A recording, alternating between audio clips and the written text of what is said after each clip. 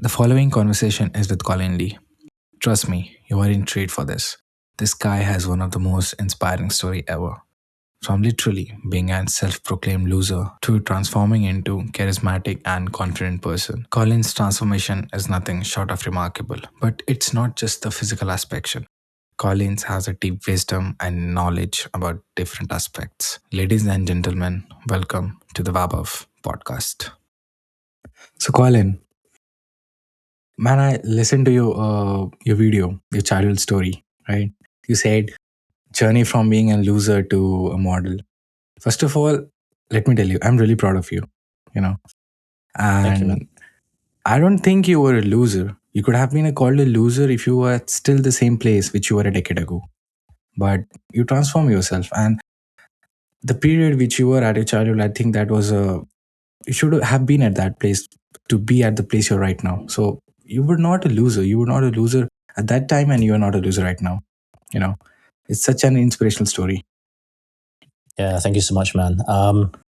Yeah, I guess the title of the video is a little bit clickbaity. Yeah, it was. Yeah, but at the time though, when I was growing up, it definitely felt like I was a loser. So that's why I did title it like that. Because when you're growing up and people around you tell you that, or maybe they don't tell you directly, but just around you, they make comments like, judging people with, who don't have much of a social life, and, they're calling them losers, and subconsciously you think to yourself the same thing, because you're like, well, I'm kind of like these people. You're not telling me directly, you're judging those people, but I'm kind of also like them. And so you begin to think the same of yourself. And maybe for me, growing up, overthinking a lot of things, I kind of internalized that. But upon reflection, it's it was probably more a case of me not really being the kind of person that would easily fit in with people. And you can interpret that in two different ways. One is that you're a loser. The other way to interpret it is actually, no, this is a strength of mine that I don't fit in with most people, because then I can see what they're doing, how they're acting, and in my own mind, I can see that that's wrong, and I want to go my own way instead. So that's the way I kind of see my childhood now compared to how I used to. You were a great observant, to be honest. You could have you said you could have seen what are they and what they were into actually, and if they were being authentic or if they were just being fake. And you said that you could have just easily figured out that they were being good for you or not. And I think that's a strength. Being a good observant is a strength, because everybody told you that it's a weakness for you, but you said that God gave me that as a strength. Yeah, absolutely. I think one thing that, well, actually, I think when I was a kid, I used to think that everyone observed the world the way that I would, and they saw things the way that I did. But as I grew up, I began to realize that people actually don't really think about things for themselves. They don't make their own observations. They sort of just blindly follow what most other people do and say. And, when you actually think about it, right, like the only way that you're going to really see clearly the dynamics of like a certain situation is to be able to step away from it and look at it from like a distance, as opposed to being the kind of person that is like within the dynamic, if you will, right? So like by stepping away, you can see things more clearly, you can observe what's going on, and you'll be able to be more, you'll be able to see how things truly are without any bias. So there's actually a book, it's called Outsider. I can't remember the name the guy that wrote it, but it was about like the best investors of the world.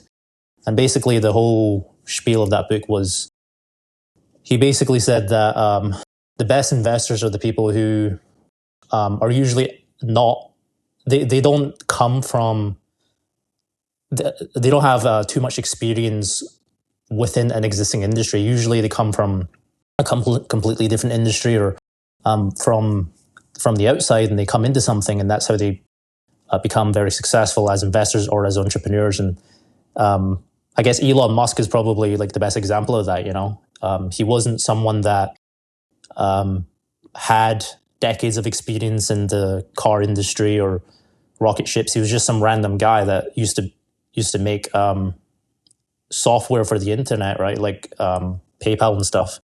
Yeah. And then he managed to be successful in the car industry because he wasn't part of the existing dogma, not not because of some other shit. So I think there's definitely strength in being the kind of person where to be very observant about things and see things from a distance as opposed to always being within something. But the problem is, if you're going to be the person who is highly observant, then by definition, you're probably not going to be very, very well accepted by people, because usually you observe what's going on, you believe it's wrong, right?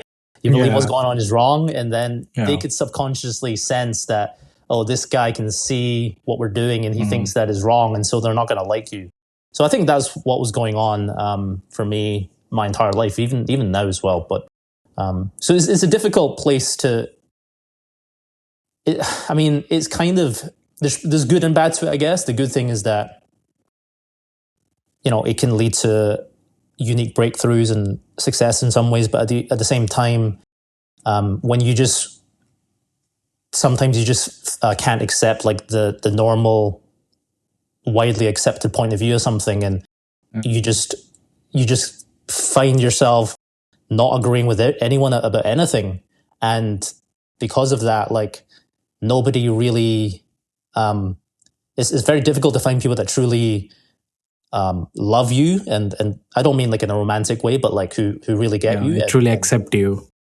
Yeah, exactly. Especially when like I consider myself a bit of a polymath, so I have like a wide range of interest and knowledge and things, and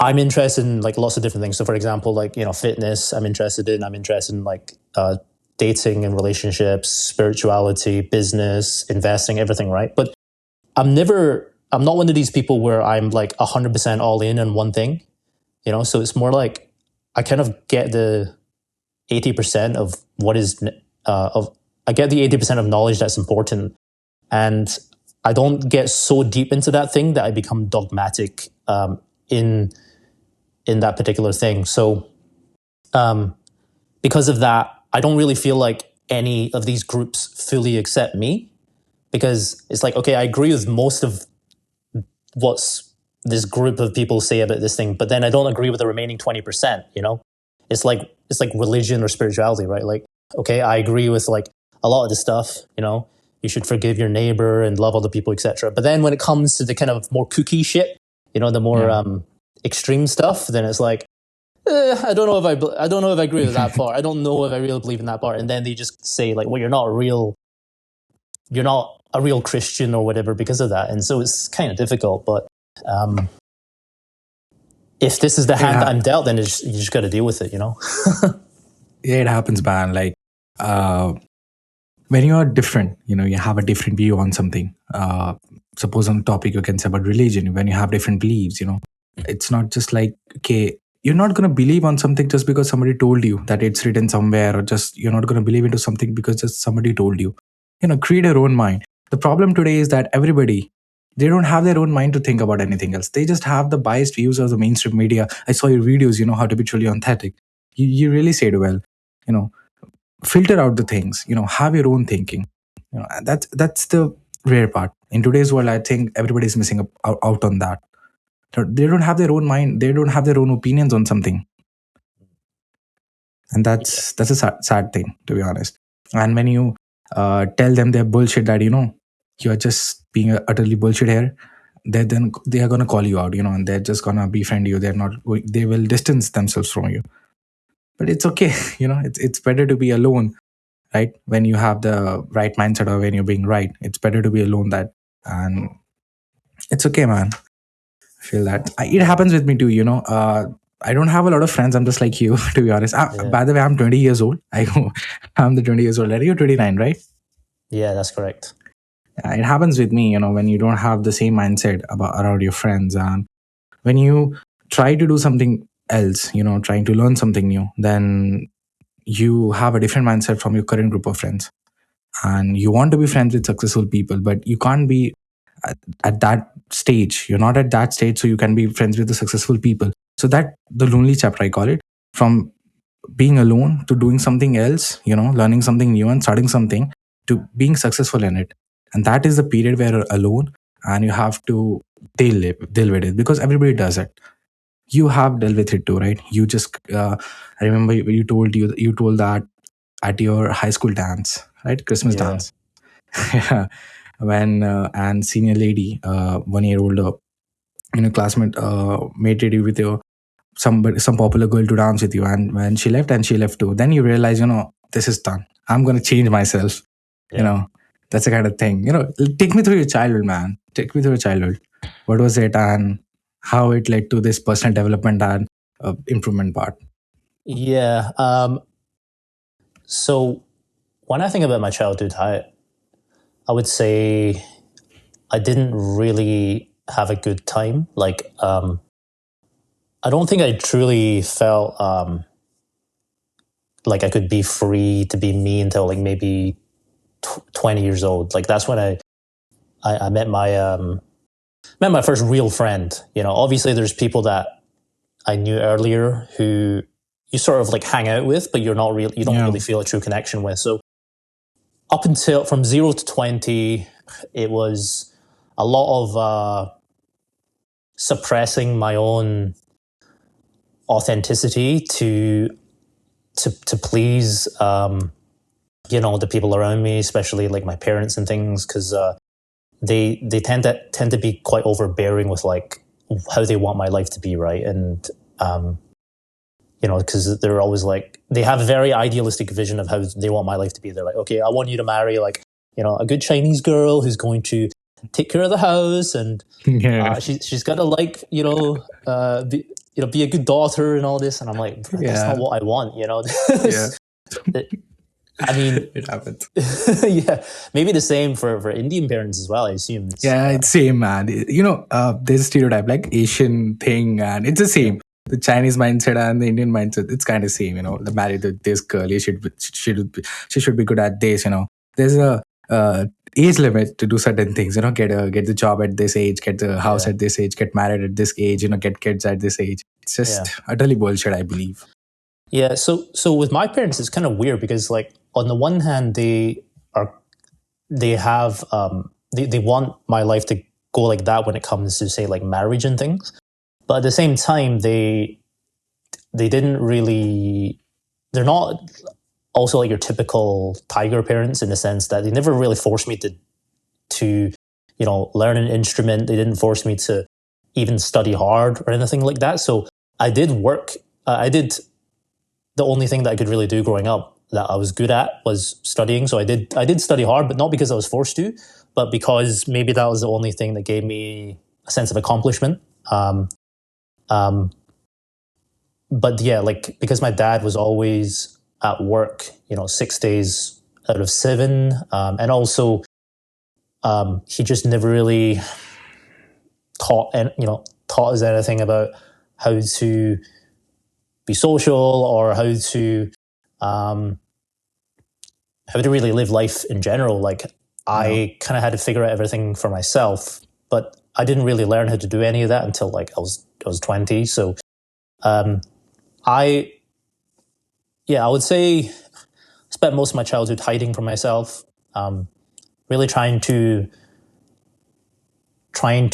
fit in whilst not really wanting to fit in. Yeah. And was incredibly, incredibly shy. Like I don't know. I guess it was because I didn't really, I didn't have much social experience, and people also told me I was shy. Like I remember when I was like 5 years old or something, there was like a family friend. I remember him coming up to me and saying like, "Oh, you're so shy. Why are you so shy?" And then I think that actually probably made me believe that I was shy, and then it created this feedback that loop. happens. That happens at a young age. When somebody tells you you're this, then you believe it. You should not, but that happens. Yeah, exactly. So, it wasn't the best childhood, but it was painful, and I think that was necessary for me to really have a drive to fix it, and to, not to like, not to fix it in the sense of like, because I think a lot of people, like, they go for the same thing and then they want to be like the complete opposite person, right? But and because they judge like being introverted as being a bad thing, but it's like, it's not really a bad thing. It's just lacking that balance.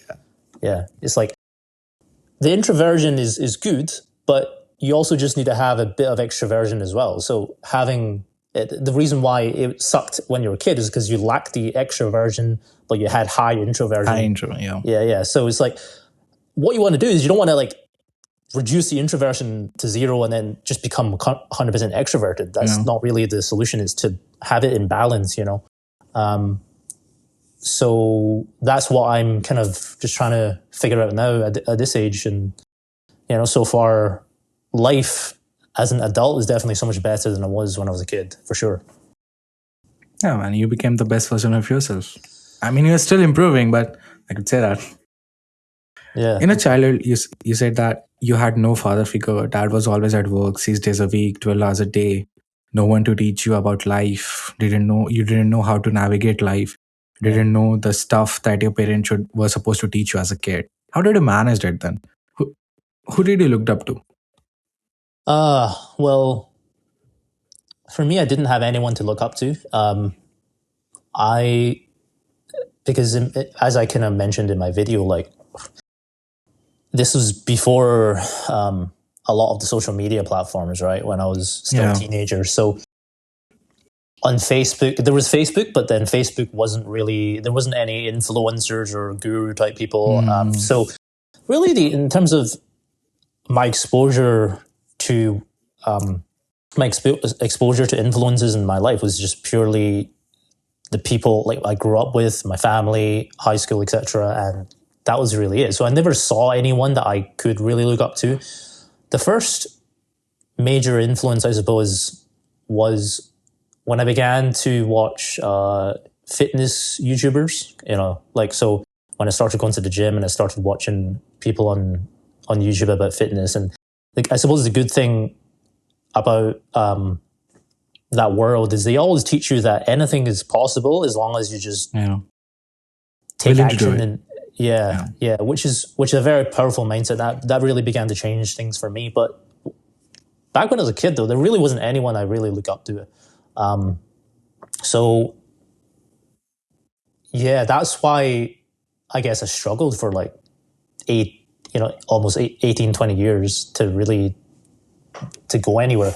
And it's kind of funny because now I see like the teenagers now at this age, man, they're so much different from how I was, and I'm not even that much older than them. Like, I remember I was sitting on a plane. Actually, I was sitting on a plane, and right next to me there was like this 11-year-old kid. Like he was like probably not even going through puberty yet, right?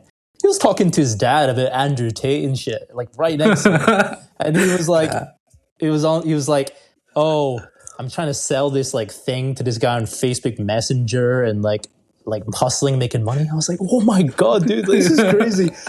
What? These like freaking 12-year-olds are making money, and it's insane. But that's because they grew up with like TikTok and Instagram, and for me, I guess I'm in the late millennial kind of age range. Yeah. As a teenager, there really wasn't any good influences. How's your relationship with your father right now? It's like it's better, but it's always been kind of rocky because I don't. I think a lot of people have maybe this idealistic vision of what their dad should be, right? Everyone wants to have that loving father who, they go out to do like manly stuff together, and like, he teaches you how to change a tire. Yeah, exactly. But and that would be awesome if that was the case. But but my dad, like, if I'm going to be brutally honest, I don't really look up to him as a role model. There's many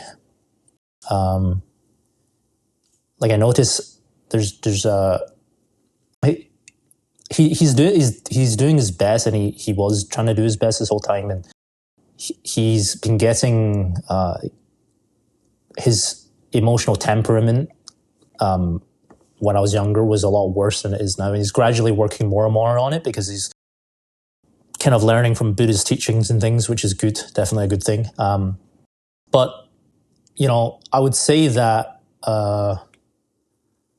we've had numerous kind of big blow-ups in recent years because of how I felt like he wasn't acting in the right way, his anger issues, and how it affected, especially like my mom, for example. And I don't like to see that. And so when I was a kid, I used to just shut up and not say anything. But as I became more confident, learning how to be more confident myself, there's at times where he kind of had big blow-ups, to my mom or whatever, but I would step in and protect her. And then that would lead to like, this big fucking mess. So it's kind of rocky, but we are kind of like, we talk, but it's not like this deep, tight relationship. It's more like we just talk. It's more like a transactional kind of way of communicating. I wouldn't say there's like tremendous love either way, but then I don't expect that either. Like for me, I've accepted that that's not probably going to be the case, and it's okay because I see it as okay. This was how my relationship with my father is, but with my own kids, I vow to myself I'm not going to behave in the same way, that I'm going to give my kids the father that I would have wanted to have myself. So I think that's just a blessing in disguise there. Yeah. In last episode, I did a podcast on psychological safety, in which I asked psychological safety. I think, if you don't know that, it is that there's a certain safety in homes that you can speak your mind, but that was absent in your home because of your father and other stuffs.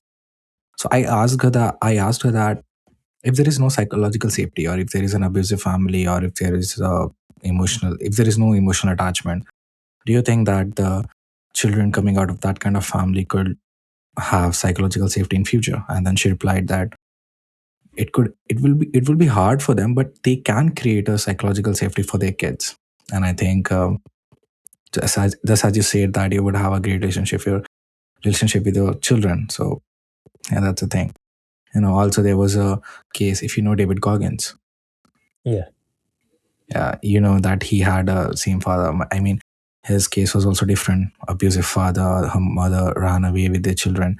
So it was tough for him too, but still he didn't pass on that legacy because his grandfather tortured his father, and then his father tortured him. But he has a child, but he's different. So that's the thing, this breaking of the generational traumas, it is necessary. Yeah, I think people that go have traumatic experiences with their parents, like there's two routes that they can go. One that's probably the more common one is the fuck. Yeah, I don't know. It's a Mac OS thing. I don't know how to turn it off, but yeah, it happens occasionally. It's okay. Yeah, but yeah, the most common route that they go is they repeat the same thing, right, with their own kids. Yeah. But then the other route is that they recognize what happened to them.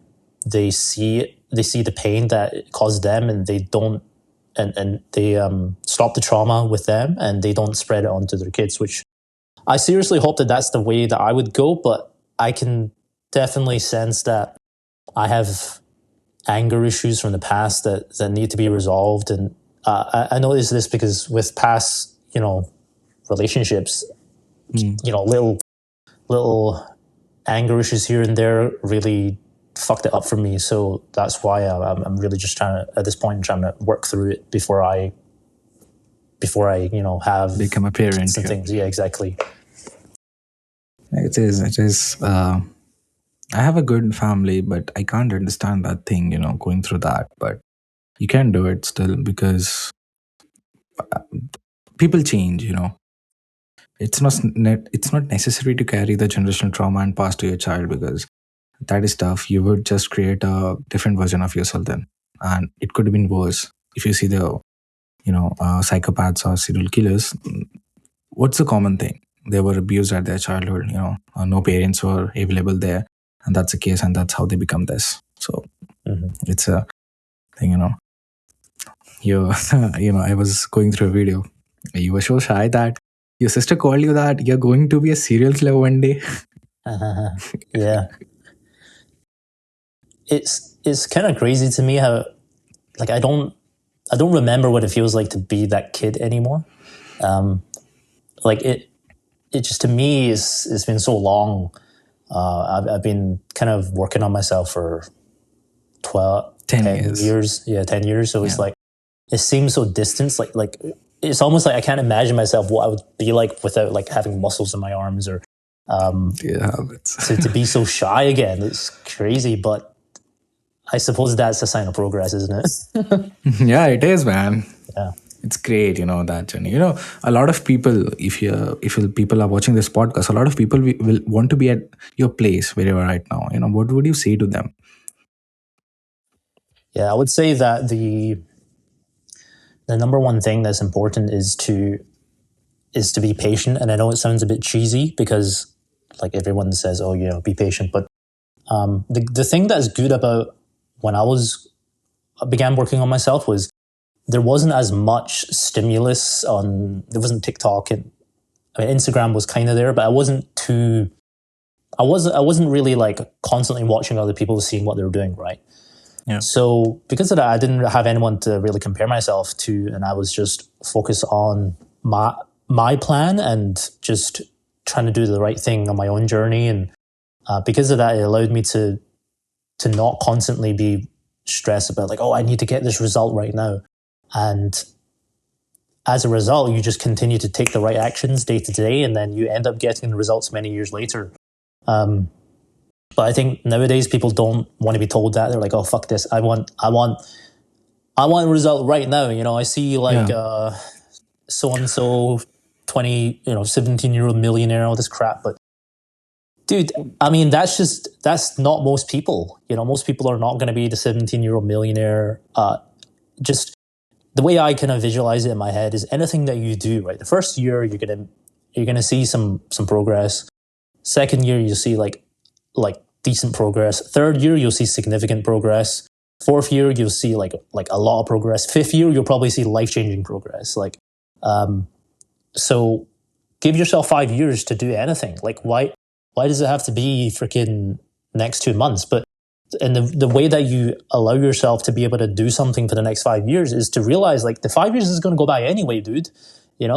Like 5 years has already gone by in your life. Like if you're watching this video, so it's just doing the shit and then being patient enough to wait the 5 years. Because if you don't take action in 5 years' time, you're not gonna you're gonna have zero like result. But if you do just start doing the right things and you just stick to it and you don't give up, 5 years later, it's going to blow by like that, and you'll eventually get to where you want to go. So that's how I see it in my mind now. Like even with my YouTube channel, it's like, yeah, sure, it's not like to the point where I've wanted to be necessarily, but I told myself, well, in 5 years' time, it'll be 2029 or 2030? 2030, you can call it. Yeah. It's almost 2030. So do I want in 5 years' time to have already done the things that I'm supposed to do over the next 5 years and then gotten the result? Or do I want to have not done anything at all? Well, I spent the last, because I actually had my first YouTube channel back in 2015. If I would have stuck with that, I would probably be a like huge thing on the podcast. Exactly. But because I didn't stick with it and I gave up, I wasted those 9 years. So you need to just stop looking at what other people are doing. Like it's the worst possible thing. Like, and funny enough, even in the Bible, it says stuff like this. Like, don't look around at what your neighbor is doing. Stop comparing yourself to other people. Like, focus on the path that is laid out for you by God, and they even have it in the 10 Commandments, right? Do not covet thy neighbor. Stop looking around at your neighbor. So if it says that in like this freaking book that's been around for like thousands of years, like why are we so in this mindset of constantly comparing ourselves? Oh, it's because we've been hijacked by the social media machine, right? We're a slave to social media, and people think that by being on social media you're going to be more successful. I don't think so. I think there's a limit to it. There's, you know, I'm not going to say it's all bad, because the biggest influences in my life, I came into my life through YouTube and through watching YouTube. But there's a certain point where spending too much time on there can really like screw you over. And I have a bunch of friends who just have this constant shiny object syndrome. You know, they trying to do this thing, and then two months later trying to do some other thing, and just never ends, and they never get success because they're constantly changing what they're trying to do because of all these people marketing shit to them, right? Oh, you should do this, should that. Blah, blah, blah. And I also fell into the same trap, actually, like a couple of years ago when I was trying to, start businesses and things. Like I fucking like tried like probably at least 15 different things. And that was a mistake, because I was in the same position as most people. I was a slave to the social media machine, and I thought like, oh, the more books that I read, the more people I follow, the better I'm going to be. But it's actually not true. You know, I think the person I really learn a lot from the most is like Warren Buffett. You know, this is not a guy that learns from everyone. Yeah, like there's this book here, like basically intelligent. Yeah. Paul Graham. Yeah. Benjamin Graham. Oh, sorry, Benjamin. Yeah. Sorry, Benjamin Graham. Yeah. Yeah, like it's great book. You know, it's hard if somebody is starting out on this investing stuff. It's hard for them to understand this. You know, go with the beating up the Wall Street and all of the some basic stuff. Then you can go for this book. It's great. You know, Warren Buffett is a great guy. You know, he teaches you the patience and the importance of time. You should not hurry into something. You know, as you told that, give the 5 years. In today's world, what is the problem is that everybody wants instant result. You know, instant gratification of something. They don't want to study for the 4 years. You know, why completing a 4-year degree? You know, just go and start on a business and you will get, you know, money in just 1 month or 2 months. That's not the case. You know, it's really, you see someone on Instagram like 17-year-old a millionaire, you know, and then you think like you can be the one, but you need to realize that where they are coming from, what unfair advantages they have. It's not just like you can go and try it on and you can be successful on that. Internet can be a good thing and a bad thing. It's how you utilize it. You know, you can see some good people. You can learn about Warren Buffett, you know, to different people about their principles, and you can make your own mind and learn from them, you know, give it your own language. But if you just go on internet and, you know, you listen to Andrew Tate or Imam Ghazi about, you know, everything, just starting out a business. I like Imam, you know, his journey is documented. He did great stuff, you know, but all these things like, you know, starting this drop shipping, you know, SMMA and all of this stuff, you know, it's not built for everybody. It depends on where you are, your geography, you know, where you are. If you're in India or if you're in Pakistan or Bangladesh, you can't just go and start all this business. You can do it, but it's not like everybody can do it. So identify your own niche, you know, what you want to work on. And the biggest thing is how people are not being authentic to themselves. You made a video topic on that, you know, how to be authentic to themselves. If you're not being authentic to yourself, then how the hell you're going to figure out that what you want, what you really want? Because as you said, there are a lot of people who will be coming at you and telling, you know, start this, do this. As you said that you started 15 businesses because everybody is telling you this, you know, do this is better, this is better. And you don't know yourself that what you want to do. So first figure that out, man.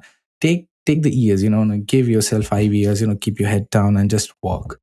That's the problem. And it happens with me too. You know, I'm preparing for my university exams. I feel like, you know, what the hell I'm doing, you know, preparing 2 years for the same exam, and God knows whether I'll get result or not. You know, I feel like this is a matrix.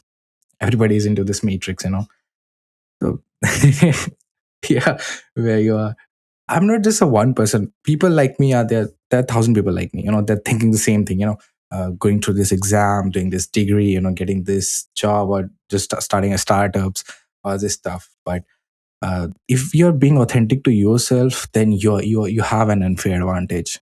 But if you're listening to somebody and just applying that blindly, that would lead to complete failure. Not completely failure, but that 20% you told that you have to be different opinions about certain things, and yeah, that's required. Yeah. If you just copy what other people do, you're just going to be a crappy version of other people, right? But if you be who you really are, there's only really one you. So you'll be like Yeah. the number one version of you, I guess. And this is why I see a lot of people like to be honest, like today I've been having like this kind of, because my videos are like kind of long, right? They're not short 10-minute videos. And there's been this, sorry, what do you want to say? Yeah, I like your video content because you don't give this just retention editing or something, that you don't give a hook every time, that stay. You give a long form content, which is just plain a simple and honest talk. Yeah. And to be honest, let me tell you something.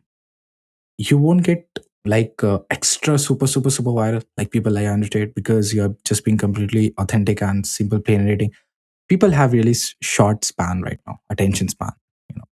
So if somebody is watching your content, you should know that they are just different. Yeah. People who watch my content, they come and tell me, that you're not going to get viral. I say that, yeah, I don't care about that. If I have a 10 viewers and they are doing extremely good, they are uh, ahead of the 95% of people, then I'm having a community of very great people. I can learn from them and they can learn from me. And that's a great thing.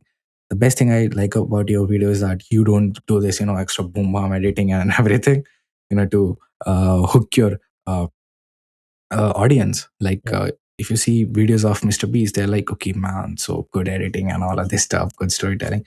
Your video is really great because you just keep it simple.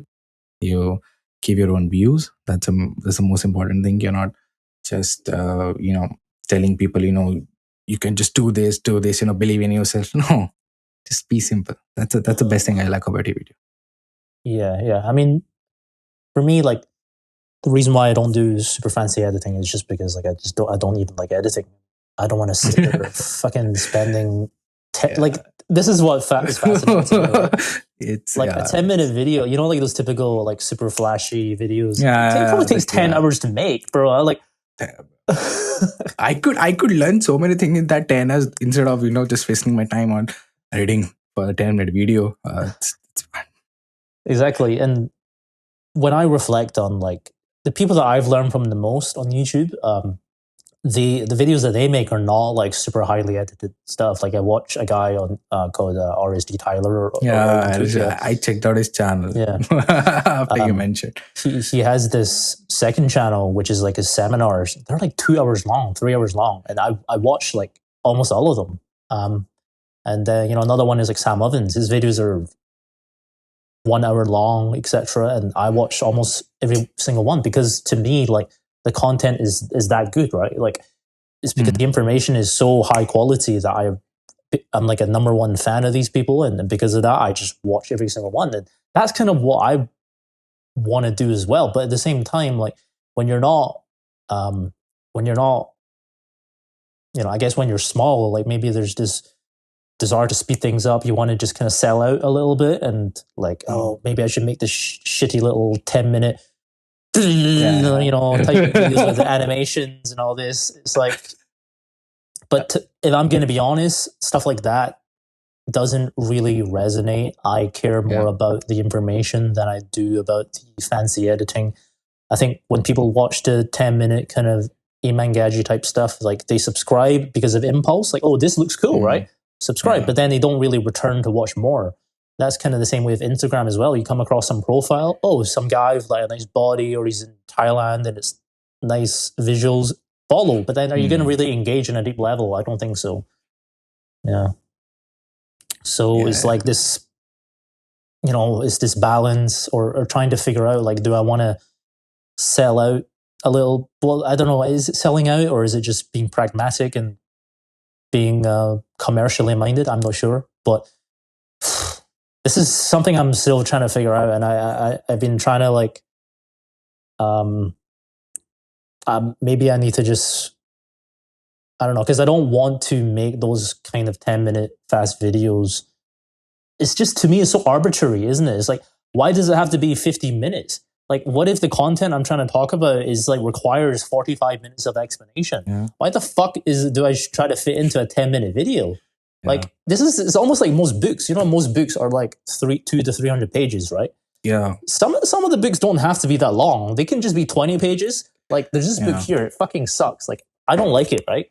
But because it drags on for so long, it could be explained in 20 pages, but they had to make it 300 to make it worth paying like $15 for them. And then there's like other books like Atlas Shrugged, which is like 1,000 something pages, but that's like one of the best books I've ever read, and as long as hell. So I think a lot of the time, maybe these arbitrary numbers, like, oh, it has to be this long or whatever, it's just some bullshit. To me, it's I don't really like that. You know, I want to just make something that's authentic to me. When I write my video scripts, I don't sit there thinking like, oh, I have to make it like maximum 3,000 characters, whatever. I'm like, I just write, and then like whatever comes in my head, I just make a video on that. So I'm glad that you like it. I don't know if other No, I guess most people will not, because it's not, most people, like you said, don't have the attention span, but there are people out there that do appreciate that, and that's people I gotta attract, you know.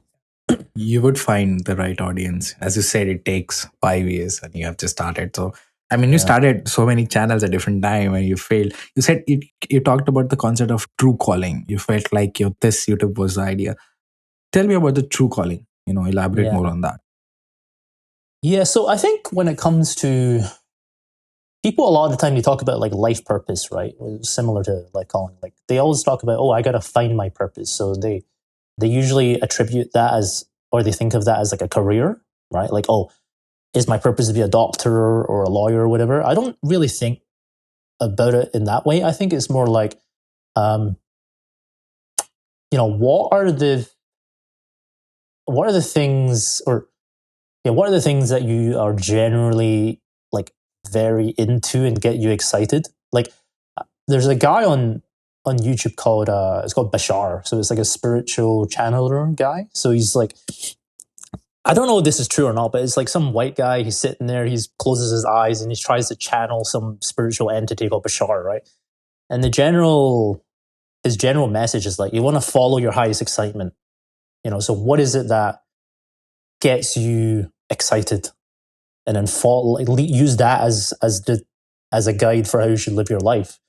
And I don't know if you should do that completely without having any sort of plan for your life, etc. Maybe that's a bit reckless, but at least integrating that a little bit here and there can probably be a good thing, I think. So the way I think about it is like, okay, what gets me excited? Like, okay, for me, I'm very excited about ideas, right? I'm an INTP, like Myers-Briggs.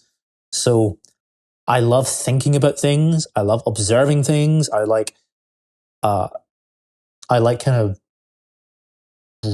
I discovered I really like writing those ideas out.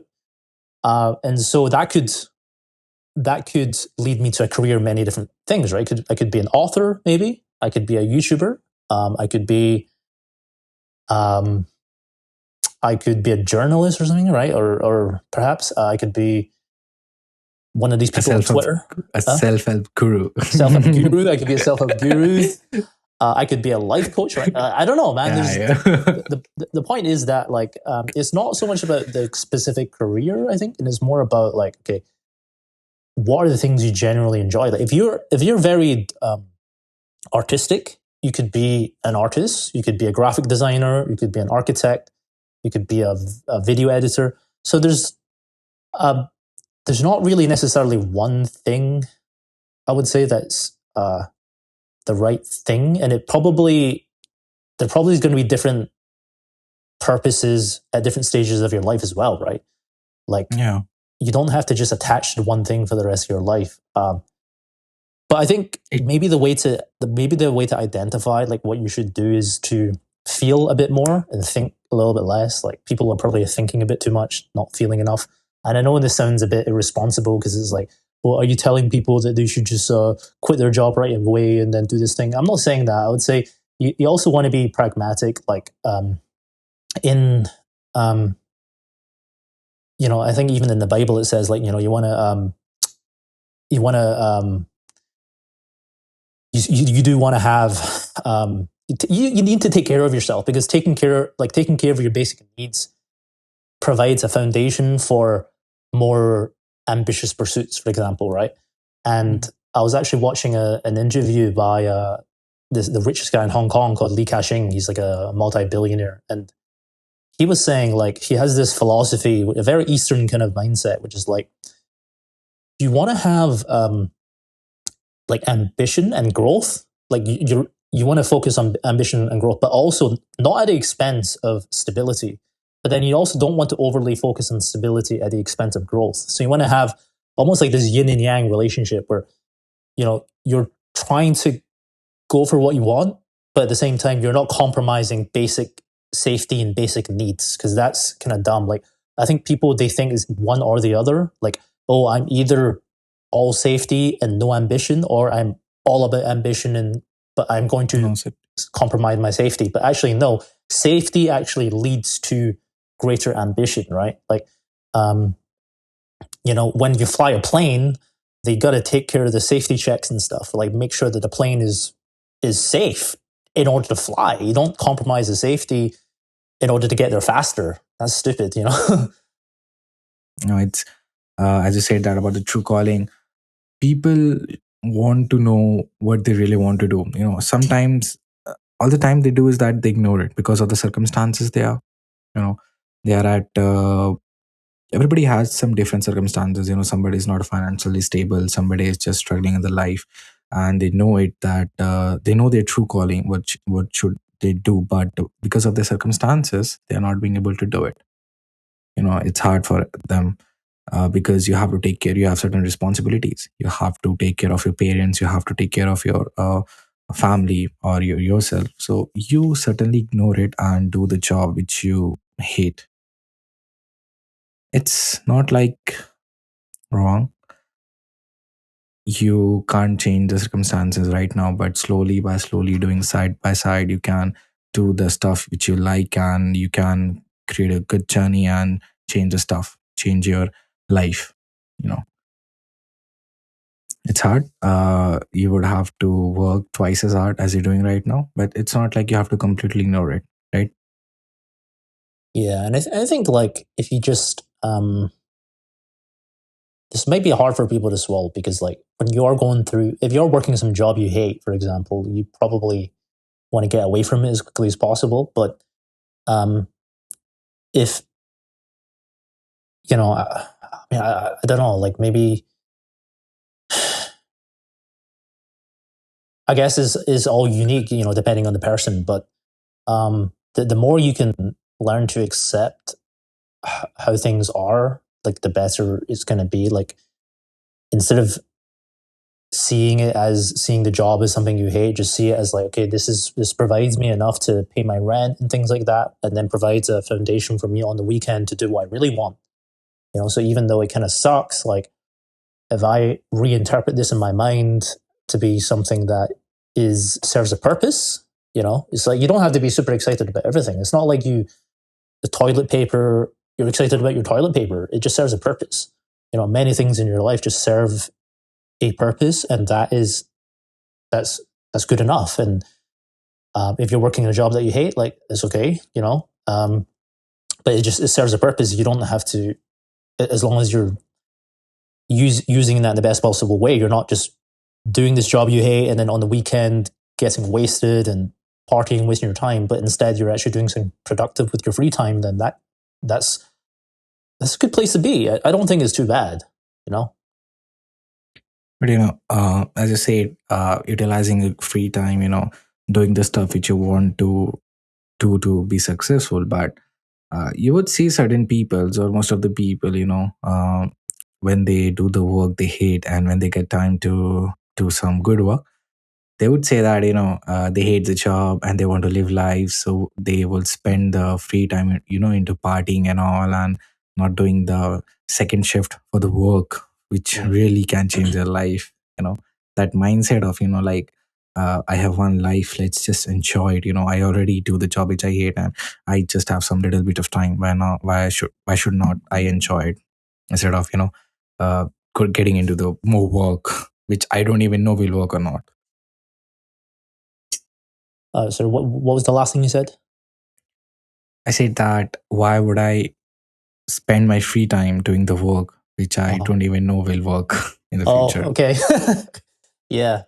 Uh, well, it's a good point, but like, because it sounds rational, doesn't it? It's like, well, if I don't know I'm going to get this result, why should I do it? But most things you do in your life, you don't know what the result's going to No. be. Like your exams, and Yeah. did you think you're going to get an A or whatever? There's no guarantee of that. Yeah, It could there's always no. not happen. Like, or if you're sitting a driving test to pass a driving test, like you don't know if you're going to get it. So the future is always unknown. But if you feel you really want to do that thing, then uh, I think the problem is like most people, they're overly focused on the outcome, right? Like, Yeah. oh, I'm going to do this thing and I need to get X, Y, and Z result. But why do you need to care about the result? Even in the Bhagavad Gita, right? Like it's one of your famous books from India. Like it says the only thing that you're entitled to is the action of what you're doing. You're not entitled to the outcome. So even Yeah. if you do something and it doesn't give you an outcome, like in my mind, it doesn't really matter. Like I know it sounds counterintuitive because like, well, are we not trying to work towards success? And the answer is yes, we are. But when you are so debilitated and you're unable to take action because you are so concerned with the results, then that's ironically like going to make you not get the result because um, you're. It's like, okay, I want this result so bad, so bad, so bad, and if I take this action, then I have to get this result. So you probably don't actually take the action, right?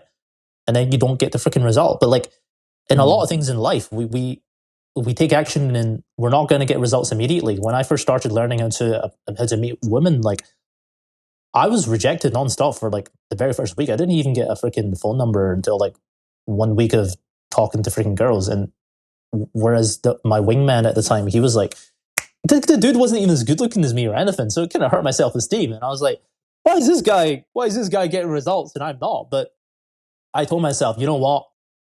Don't worry about the outcome. The outcome those will come as long as you do the right things. Just gradually improve over time. But focus only on the results. This is what the big thing I learned from Owen Cook was like the your criteria for success in life is that you took action. It's not based on any outcome that you get. So as long as you took the action, even if you don't get the result that you want, that's a million out of 10. Yeah. Fuck the fucking result. Like if you like what they teach in spirituality is you're already whole and complete. You don't need an outcome to make you feel fulfilled. And I think people don't realize that. So they are taking action from this place of lack. Like, I don't have everything that I need. So I want this outcome to fulfill me. But if you reframe the situation as I'm already whole and complete and I'm taking action purely for the joy of taking the action itself, then it doesn't matter what the outcome is. But ironically, when you're in that mind state, you actually do get the outcome. You know, the best singers, the best dancers in the world, these are not people dancing or singing with an outcome in mind. Like someone that is dancing to win a competition is probably not going to do as well as someone that's dancing to just dance. You know, That for the like joy. exactly.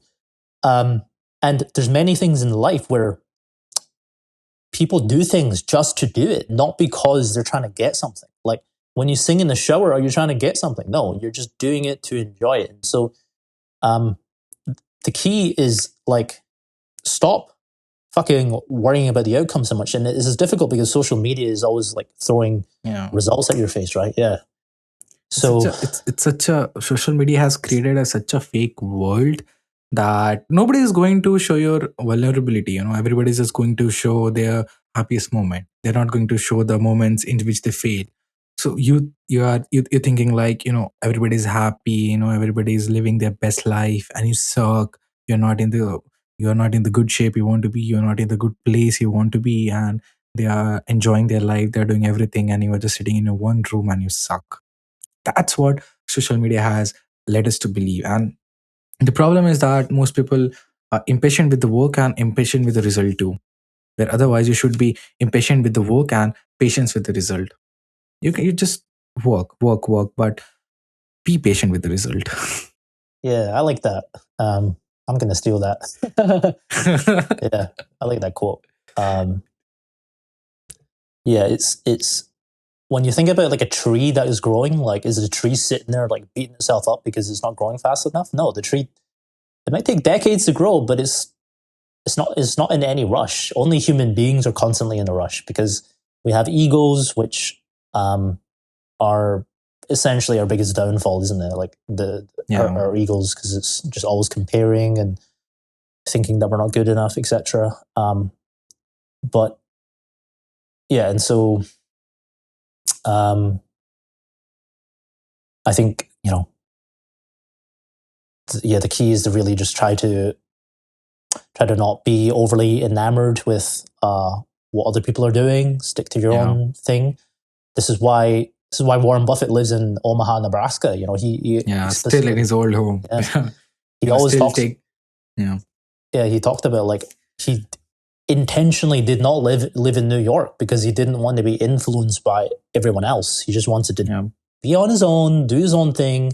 By yeah. doing that, you're going to get a lot further ahead. So that's what I believe, anyway. Yeah. You could see that in this age, we have the social media, so we could see the other people's life. But then, what about the age in 20 years ago where there was no social media? You were just focusing on your own work. You just knew people who were around you. You just knew from there that okay, this is what they're doing. But from the social media, in any part of the world you're sitting, and you will see that oh no, this 15-year-old guy is making millions, this 18-year-old guy is making millions, and there's the cycle of being comparison, that then you are comparing yourself with this 17-year-old millionaires, and then you think like you're a piece of shit, and you don't belong in the world. That's what it makes you believe, actually. And but you don't know the cycle of it. You don't know the what's the behind the scene, and you just believe that there are people who with the 17-year-old millionaire. Some are there, I can say that, but most of them are fake. Don't take this as like, okay, if you're not there, then you're a bad piece of shit. I Yeah. mean, see the people, the KFC owner, he became rich at the age of 60s. The McDonald's guy who started, he was selling what? I don't know, but some Milkshake tailoring shit. machine or something. Yeah, ice cream machine, Yeah, I think. and then he started this McDonald's at the 50. He not started, but he acquired it something at the age of 50. So you have time. It's not like if you're 20 years old. I say this to myself too, Vaibhav, that you are 20-year-old. You still have time, and you're learning. This is a learning phase. I'm so focused on the outcome that I just want the result of it without putting any work in. So that's a problem. Social media is just a relationship place, and I've heard that you use a hacked version of Instagram where you can just post your content, but you can't see other people's content. I think that's great. That's really great. Yeah. Sometimes it's great, man. Because just if you're just a normal guy, let's say that you're sitting in a room and you can see the whole world from your phone, and when you see that you have guys living their best life, the life which you want to live, and you see that they're doing it, and then you get jealous, and then you get like insecure about your own capabilities, and then you judge yourself, and then you feel pity for yourself, and then if the depression exists, then you can say that you get depressed, and then you don't take your actions. Whereas if you don't know about that kind of stuff, and you just know that you have to work to get that stuff, and then you work it, slowly by slowly, putting decades into decades, and then you achieve it.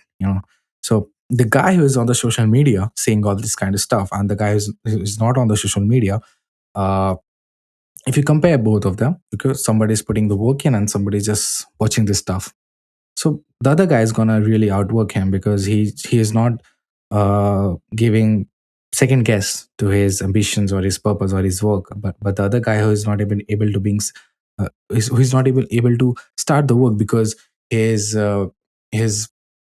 confidence is too low, because he thinks he's too late in the race. Mhm.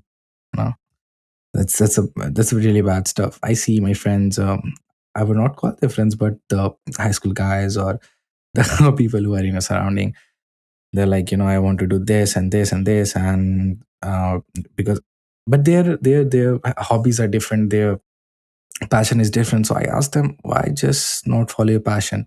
Then he's like, because I'm too late now. Everybody started so early. I can't make an impact right now. So I just thought of giving it up and pursue some other careers, like the doctors, engineer, and something else. So social media has really led us to believe that, you don't have time. And if you're not viral, you're not something great. Because somebody told me that, your podcast had just 100 views, 200 views. I said that, man, imagine 100 and 200 people sitting in a room and they're listening to your stuff, right? 20 years or 30 years ago, there were lectures and there were just maximum 100 and 200 people sitting in a room. Yeah. So would you not say that they were successful? So social media has really led us to believe that, 10 likes, 20 likes, or 30 views is very less. Yeah. Whereas just imagine sitting 30 guys sitting in a room and listening to you. Give it other perspective. That's the thing. Yeah, 100%, man. I also like what you said about how most of these gurus are fake. It's absolutely true. Like, I even have friends that, like, they're in this kind of make money online kind of sphere, and I see what they do. Fake screenshots and all this shit. Yeah. I don't. It's. What's funny is, like, everyone apparently exactly makes $10,000 a month. Yeah. Yeah, everybody, man. Everybody. Where the hell does that kind of money exist? Yeah. Every 20. Just, the perfect round number. Yeah. Perfect. Yeah. Exactly 10K every month. What a load of bullshit. Like, if anyone that has a real business knows they don't have such round numbers. Yeah. Like, the numbers are just, I'm like, that's complete bullshit. And yeah. But yeah, people fall for it, and sometimes people are making money, but they're reporting revenue, not really profit. They're not telling you the full story. Yeah. And all this, and that's what I said, right? They will show you the result, but not the struggle. I mean, they started the business 10 days ago, 1 month ago, and now they're suddenly making profits. I mean, what the hell? What the hell is this? What kind of business is this, man? Everybody's just getting so much rich. This, man. I remember I was part of this, like, e-com training program thing, like, a couple of years back, and then there was a guy who was making apparently like 500K a month, and I was like, wow, zero to 500K in 60 days. But what I actually realized later on was this guy's already been in business for like 5 years or some shit. You know what I mean? So he's already got like 5 years of experience, and, like, the reason why he got to that point was running ads, scaling up very high. Okay. But the, number one question is, can you actually sustain that over many years? That's the first thing. Like, most of the time they make a big blip of money. Most of it's revenue. Very little's profit. If you're willing to lose money on ads to make revenue, like, yeah, you can blow it up big time. But and then they just make that for like a month or two, take the screenshot, sell a course with it, and then off to the races. That's what their business exactly, to make you feel insecure, to make you feel pathetic, and then they come up with the solution that don't worry, we have this, buy this course, learn this skill, don't go to college, don't go to school, learn the skill, and you will be ready for the real world, and then you will make millions. So just what you have to do is invest $100, learn this course, and make millions. I mean, like, seriously, is that so easy? Yeah. And that's how they build the business. They make you feel insecure. They just make you pathetic and make you feel like you don't have any chance in the real world if you don't buy their course. Yeah. I mean, what utterly bullshit is this?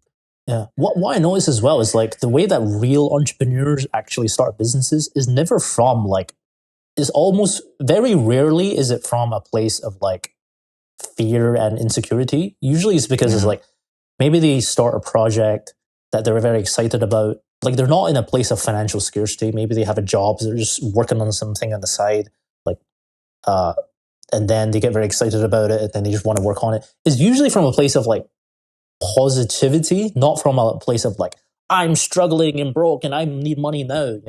Like, I don't know that there's many people that do it like that. Like, even if you think about some cafe owner or something, like, probably it's because they're, I don't know, passionate about coffee or whatever. They feel like they're ready to take the leap in their life to open a coffee shop. It's never from a place of, like massive insecurity and fear. and scarcity anyway. That's my observation anyway. No, insecurity is what they have made their business upon. Yeah, man. That's the sad thing. You would see real entrepreneurs, they are not on social media bragging about, you can't do this and this and this. I mean, we have heard Elon talking about you don't need college to learn stuff, but he didn't say that you don't need college. I mean, you could enjoy college, but it's true that you don't need college to learn stuff because you can learn, but you need some people, you want some like-minded people around yourself. You could meet some great people in the college. College is all about making connections. That's why I'm trying to go into the college. I don't want to really go to college, but that's the reason I'm going into, because I want some people like me to have great network, because we have heard this, your network is your net worth kind of thing. Yeah, Yeah. Go out to college, make connections with great people. You don't need that 50 people. You just need 4 or 5 people, or 2 people like you, and you could win the world, man. That's the thing. yeah. What do You had you? some. Sorry. What? I was What going did to you ask ask? what you planning to what you planning to study. I'm thinking for going into the economics and computer science, but let's see Okay. what happens. Is the computer science part because you like it or because Indian parents? Great question. Yeah, man. Um, kind of inspired by Elon, and thing is that making stuff is really cool. And one of the thing is that if you want to get wealthy, or make a generation wealth, or get rich, you have to find a problem which society doesn't know that they want a solution of it. So find a problem that society doesn't know that they need a solution of, and make the make the solution of it, and then scale it and do it something. So I wanna, if you see Elon and other guys, they got rich by solving some problems. You need to save fuel, electric car. You need to go to Mars, SpaceX. In 96 he started the PayPal, right?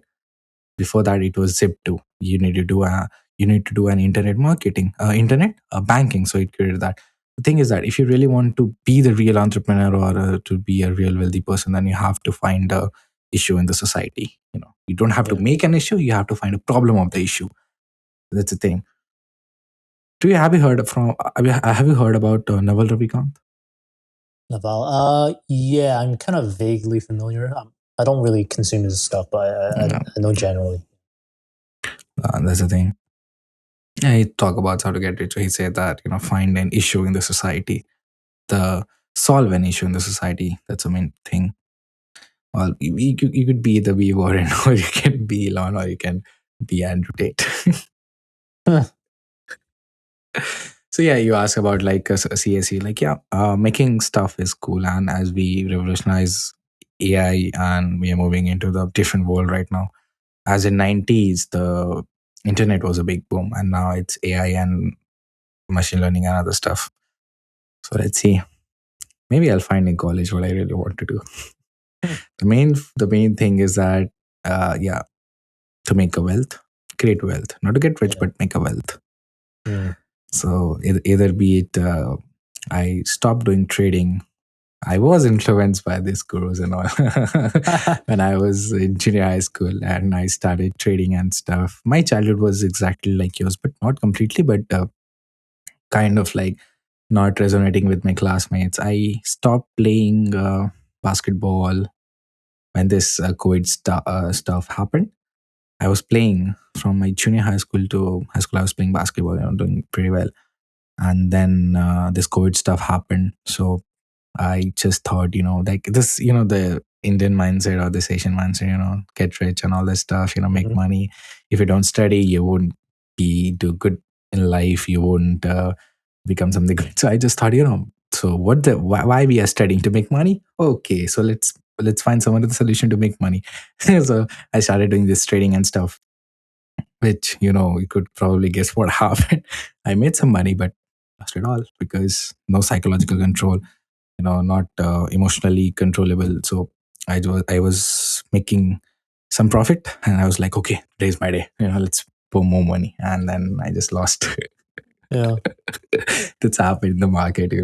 I so learned my lesson. The thing is that if you don't make mistakes, you don't learn lessons. Then you have to make mistakes to learn lessons. I did that, and then I realized. Then in India, as like in other countries, there are exams like SATs to get into the university. In India, there's an exam, same exam like that. They call J, and also you have to prepare for it. Study your 11th and 12th, your high school 2 years.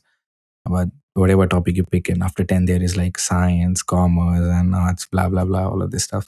So in India, if you don't take science, then you are a shitty student. You have a low IQ. You can't do well in anything else in your life. Yeah, that's it. That's a mindset. If you don't take science, if you take something else, suppose you take arts, you want to study history. Oh, you are a bad student. Huh? You don't have a brain. You don't have a good IQ, or you are disabled or something. I'm like, shit, man. This is the case. So I hate that mindset you- so much. Like I just oh man, because actually, you know what? Like it's kind of funny anecdote, but in the UK, right? There's a saying that a plumber actually makes more money than a graduate lawyer because everyone is like, yeah, because everyone is like, oh, I'm going to get into law school. Like they're all trying to become lawyers because usually the way it works is like you study some liberal arts thing, you realize you can't get a yeah, job with it. So then you take a master's degree in law, you try to become a lawyer. Everyone's trying to become a yeah. lawyer, but there's no one that's doing the other stuff, you know? So like there ends up being this dynamic where like everyone is chasing the same jobs, but there's all these other jobs that can actually pay kind of well, like electrician, etc. And you can start your own business around that and actually become a millionaire if you just scale it up properly. But Yeah. people don't want to do that because it's unglamorous. And it's like, what's wrong with what's wrong with like unglamorous jobs? Like put your ego aside. Like to be honest, for me, like because sometimes when I go get my haircut, right, I tell the guy usually like cutting hair actually seems kind of fun. Sure, it doesn't make that much money probably, but it looks a hell of a lot more fun than sitting in front of a fucking computer like this. Yeah. Sitting in front of a computer is not fun. Maybe you make more money, but like there, like everybody thinks that if you don't get a job in finance or computer science and tech or something, then you're fucked. But it's like, no, there's so many other jobs that need to be done in society, but nobody thinks that there's value in those. But actually, because nobody thinks there's value in them, there's no competition. And like maybe you start off as a barber, then you open your barbershop, open another barbershop, open like 20 barbershops. Now you're a millionaire barber. But obviously, we know how much the celebrity barbers make. The hairstylist. Oh yeah, insane, man, insane. That's the thing. The main reason is the society. They have made this stigma or this norm about this. It's sad actually, because in COVID we learned that how this minimal job is required to keep up the world. This plumbers, this garbage collectors, and everybody else. They're pretty important. The electrician is important. The carpenter is important. Yeah. They're really important. And these jobs have been looked like this is a shitty job, but no, that's not the case. I mean, if you be a carpenter, you study, you're solo, then you start doing business from it. You hire 50 carpenters under your own company, and then you make a big company out of it. You take the big contracts of the apartments you make. You have to do the interior designing. So this is all, you can make a business out of some small stuff. Yeah. People generally say that boring business is the best business because you can make a lot of money in it. It's And true. that's great. Yeah. Yeah, you have uncle who is a billionaire though. Yeah. Yeah. I mean, he does like real estate development. Yeah. Actually, like when you were asking me earlier, like, well, who do you look up to when you were a kid? Like, I wouldn't say I looked up to him, but like, I do remember like when I was a kid, I was asking my dad, like, why is my uncle so rich? Like, what does he do? And then he was like, oh, he's like a chairman of a company. And I was like, oh, I want to be a chairman one day. Yeah, you had someone to compare yourself to. You can say that, to be something. Yeah, I kind of. I mean, what was interesting is like, when my parents first immigrated to the UK in I think the late 80s, they were working in little takeaway shops and then eventually opened their first one, right? And at that time, actually, my parents were like, even though they were not rich, they were like, I guess, middle class standard, like technically they were richer than my uncle at the time because this was before he started his company. So my uncle started doing real estate development in like the 1993, and just because of the fact that in the city of Shenzhen, it became like one of the wealthiest cities in China, from like nothing to Beijing, Shanghai level. I saw that pictures. Yeah, and the prices of real estate just went up like through the roof, and he just continued to reinvest and compound over like 3 decades. He just became incredibly rich as a result, and that's also one thing that one thing I could see with the way that he treated his kids was very different from the way that my dad was dealing with us. And so I kind of like saw that contrast as well. Like, okay, why is he richer than us? That's one thing. And then the other thing is like, he's also, the way that he communicates with his kids is very different from my family. So I had that contrast, which was kind of useful for, I guess, changing the way that I thought about things. And like, it made me probably doubt like a lot of the stuff that my dad would tell me was right, because I was like, well, you're not like as rich as him, so I'm a little bit hesitant whether or not I should believe you, kind of thing. Yeah, it happens. Yeah, so I was kind of lucky there because we know what it takes to be at that point, be that rich. You have a different mindset, so obviously you would treat your kids differently. There's a difference between mindset here, right? The guy who's a billionaire has a different mindset. The guy who is just making some normal living money has a different mindset. So obviously they would have a pretty different lives, different opinions on everything. You told that in China there is no social media, so your uncle just open the WeChat and get the news. So he's not pretty much he's not listening to outside noise. So that's one of the main reason he became this kind of billionaire. You said that when this crisis hit in China, what the housing market crash or something happened, you said that your uncle made a business improving, slowly by slowly, doing decades business. So that's why he was stabilized and he made a big money. Well, the thing in the real estate market in China is kind of interesting because real estate is seen as like a store of wealth for a lot of families. It's like basically everyone is expected to buy a house at some point, like buy or apartment, like buy a home. Society pressure. Yeah, but it's taken to the extreme in China because the reason why is because Chinese people, they like tangible things, right? Because they're very like conservative in terms of their finances, so they like being able to see and touch the thing. So yeah, so residential real estate where you build up this like apartment building and then you sell the units was always, I guess, considered like quite a profitable thing, right? Like for the developers. But the way that my uncle did it was through actually developing like office buildings and then renting out to big companies. So it was a very different strategy from building residential units and then selling, like basically flipping, right? More of a flipping strategy. So he didn't do it like that. He did more like, I'm going to build these office buildings, then rent them out to like big corporations, and because of that, like their company is a lot more stable financially than say all the other developers, because they weren't. I guess his mindset was like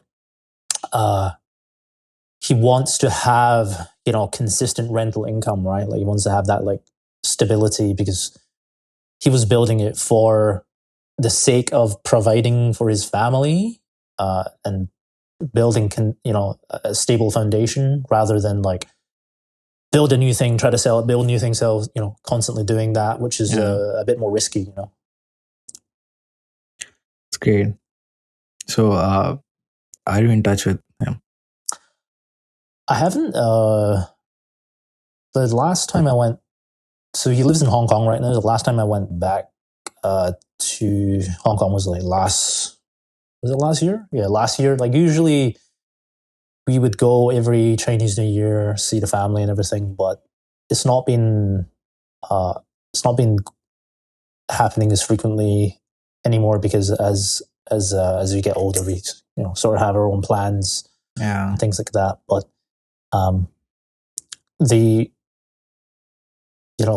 despite being very rich, there's like when I look at people, sometimes you can obviously learn the positive lessons, but you can also learn, lessons of things you should not do. So, despite being very rich, like his company went through some challenges when it comes to like more legal things. So he was, going. The last time I saw him, it looked like he aged like 10 years or more. It's crazy. Even though It I didn't happened. see The stress and all that. the stress and stuff. And so I see like, okay, even though he made a lot of money, the problem is he's like highly attached to the money. He thinks, he's probably very stressed about it. And it just goes to show that, okay, yeah, you can make a lot of money, but it doesn't really bring you true peace or fulfillment. Like that comes from within, I think. That's a price. That's a price for that kind of thing.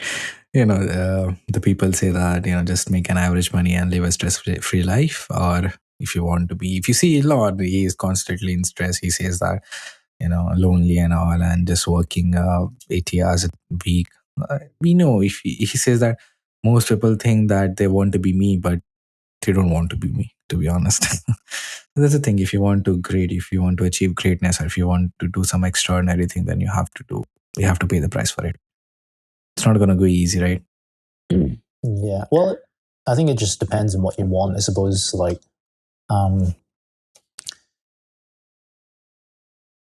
but I do think that maybe a lot of people that say they want to achieve greatness, but they're probably just saying that because it sounds cool, like, or because X, Y, and Z says they want greatness, but it's like, what does that even mean? It's just like people that say, "Oh, I want to." Like, I remember when I was at uni, I was part of this. It's called ISEC, AIESEC. So it's like some youth group thing. I don't even know what it is, but we went to this national event where all these unis would send their members from ISEC to this event, and the amount of like just virtue signaling was insane. Like people would always stand up, like, "Oh, what is it you want to do in your life?" And they all would say things like, "I want to have an impact," and I'm like, Yeah, bro, this is like the biggest. Nobody fucking sits there and says, "I want to have an impact." Like that's just, to me, in my opinion, that's not really how it is. Like really, what is more like is you have a specific thing that you feel called to make an impact in. Maybe it's like, okay, I saw poverty in the Philippines. I'm very heartbroken by it. I want to fix poverty in the Philippines. Or I saw people in Africa suffering, or in India or whatever, because of health issues, blindness, whatever. I want to fix this specific issue. But people that are like, I want to have an impact, it's like, to me, I know you just feel a shit. You're just saying that to sound cool, but you don't actually, there's no weight behind that word. And I could just sense that so quickly. And it's like, nobody that really wants to do something good for the world is sitting there saying, I want to have an impact. They're saying, I want to solve this issue, or I want to help these people, or whatever. It's a lot more specific. So I think a lot of people, they probably also see a lot of influencers in social media saying like, "Oh, I want to be number one in this, or I want to be a billionaire, I want to be in the Forbes list or whatever." And it's all just arbitrary bullshit, but it's not really, it's not real. It's just, they're just saying that to maybe because they think that's what they're supposed to say or whatever. And it's like, why not just, achieve, if you want to make money, like I definitely want to make money. I think a lot of people, they want to make a lot of money. But it's like, why not just make money that you would be like very happy with? Like most people that are at the very top, they're not doing it to make the money. They're doing it because they want, like Elon, he wants to solve specific issues. And so as a byproduct, the wealth he generates is going to be like massive because he wants to solve massive problems, right? And I think that's cool and it's respectable and nothing wrong with that. But and some people are meant to go that path. I think some people are definitely meant to go that path. But for a lot of other people, it's like maybe you just want to make like even say tens of millions. Let's say, are you not going to be content with tens and tens of millions? Like you're going to be set for life with 20, 30 million. You don't need billions. I mean, if you want to get there, it's usually not because you want to make billions. And I fucking hate people that, especially there's those people, those make money gurus that are like, I'm going to be a billionaire one day. and they're like, "This is my plan to be a billionaire." It's like, bro, like all of these billionaires that are actual billionaires, they're billionaires because they are excited about building a business, building the specific business, or they're excited about this project or whatever. They're not really, the billionaire is a byproduct. It's not really a goal, you know? So, yeah, anyway, that's just my sort of take on No, that. it's a great take, because to make millions, you have to really solve one specific issue. If we see Warren as a billionaire, he's a billionaire because he invested in a lot of company, gave company a lot of chances to.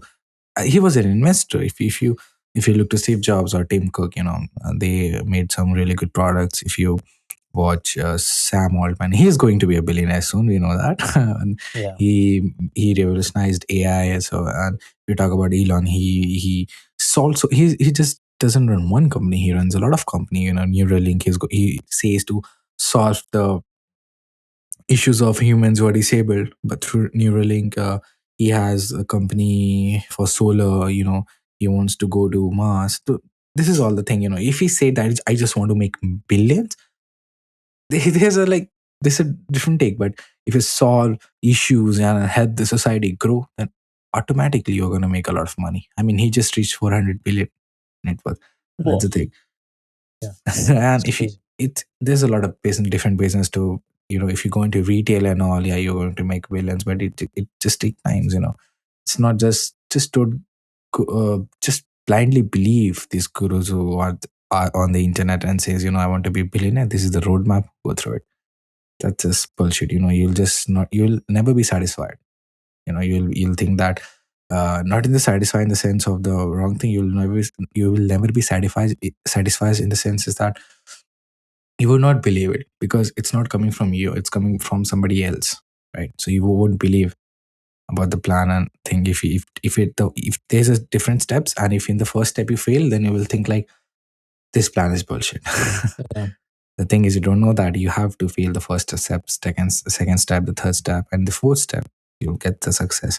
So that's the thing. That's why I just say that, make your own plan, because you are entitled to it. You know why you made the plan, the process, and then you know that you have to work and you have to be patient with the result. That's the thing. Yeah. That's why I think one of the most underrated things is just being excited or actually enjoying doing something. Like, I feel like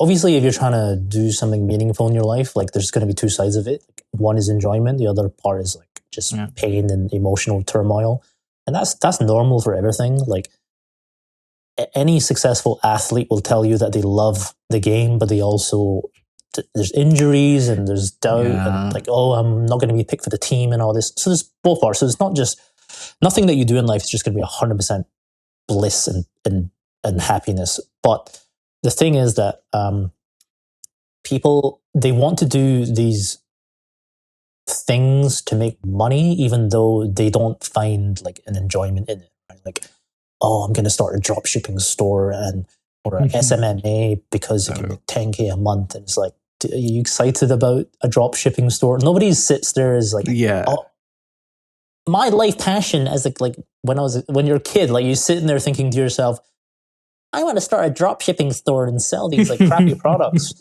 that takes like 1 month to deliver. Yeah. Nobody thinks like that, Yeah. But they are excited about the money, actually. They're excited about the money, sure. But the thing is like, in order to make money, there's like 50 steps that come before it. Right? Yeah. And they want the money in the first step. Yeah. But if you don't like to do that thing enough, you're not going to be able to like take all those 50 steps and get to the point where you make the money. You know what I mean? So like, I learned that the hard way, because when I was listening to all these gurus and doing all these courses and things trying to make money, I was trying to do all this crap that just wasn't really aligned with me. Like, I was so for example, I actually joined Sam Ovens' course back in the 2019, which is called Consulting Accelerator at the time. I really like Sam Levin's, but like I definitely was not the right fit to buy his course. So I can just keep those things separate. Like his YouTube content is amazing, but his course was not the right fit for me. But I bought it because I don't know why. Like I just ended up buying it. But but the structure of the way that he teaches like how you should do this business is, oh, you're going to be jumping on these sales calls with people, right? And like basically most of your time is going to be doing sales calls to sell these people into your like consulting program.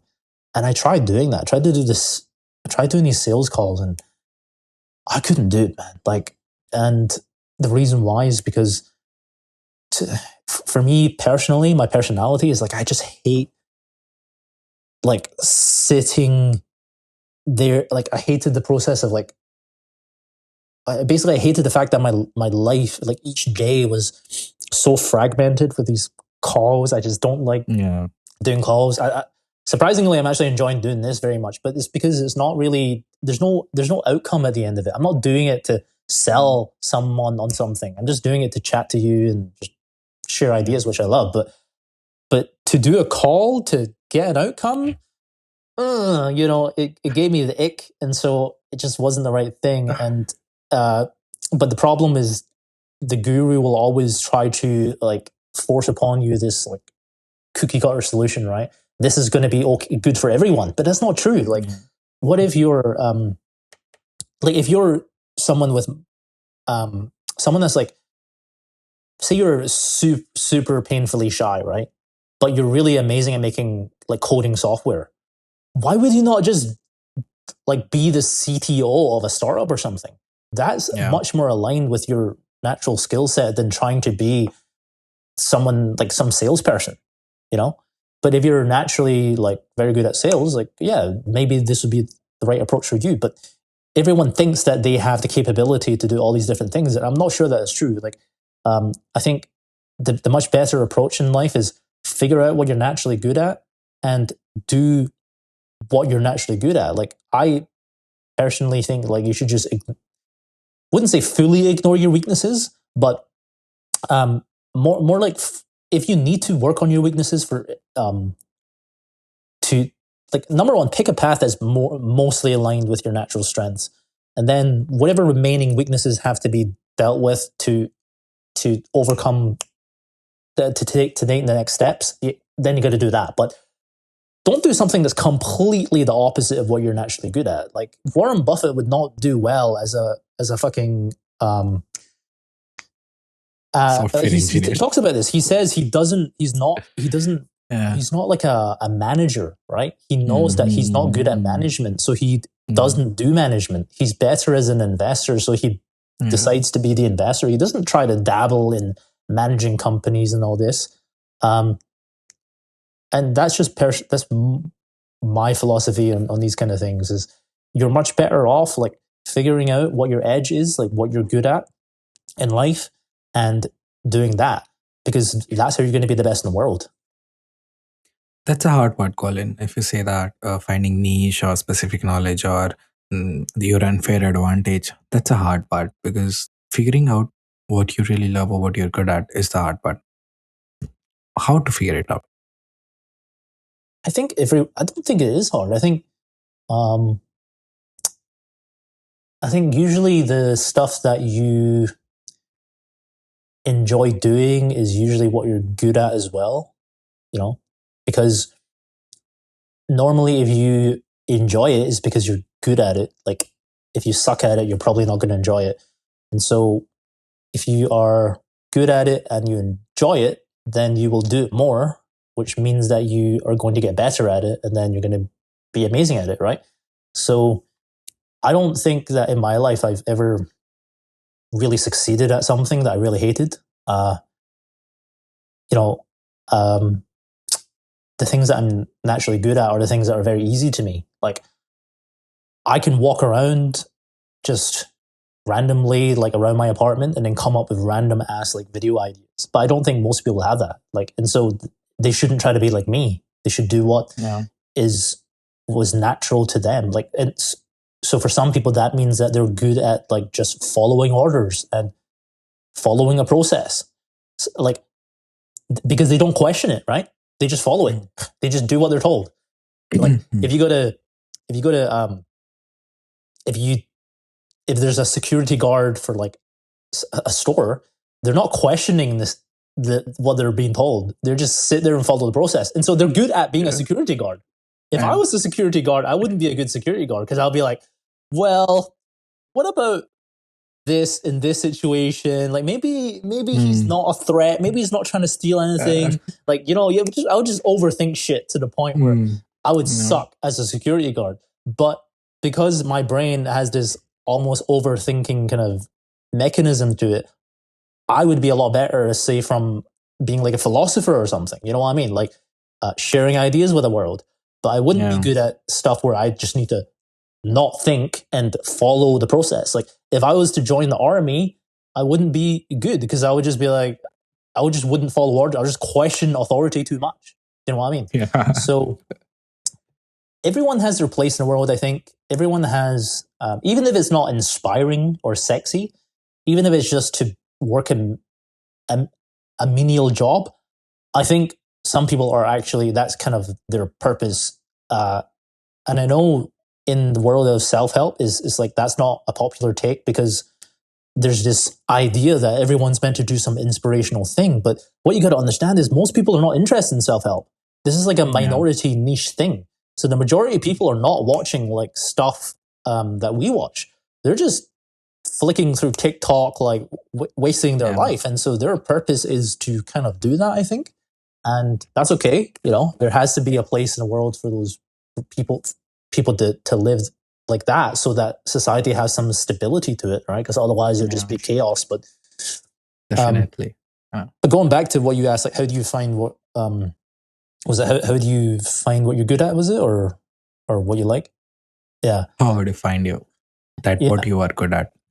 Well, yeah, I think it's just identify what it is you really like and naturally do without really being paid to do it. Like some things in life, people just do it without being paid. Like most people that are creative and artistic, they don't need to be paid money to draw shit. They just draw because it's fun.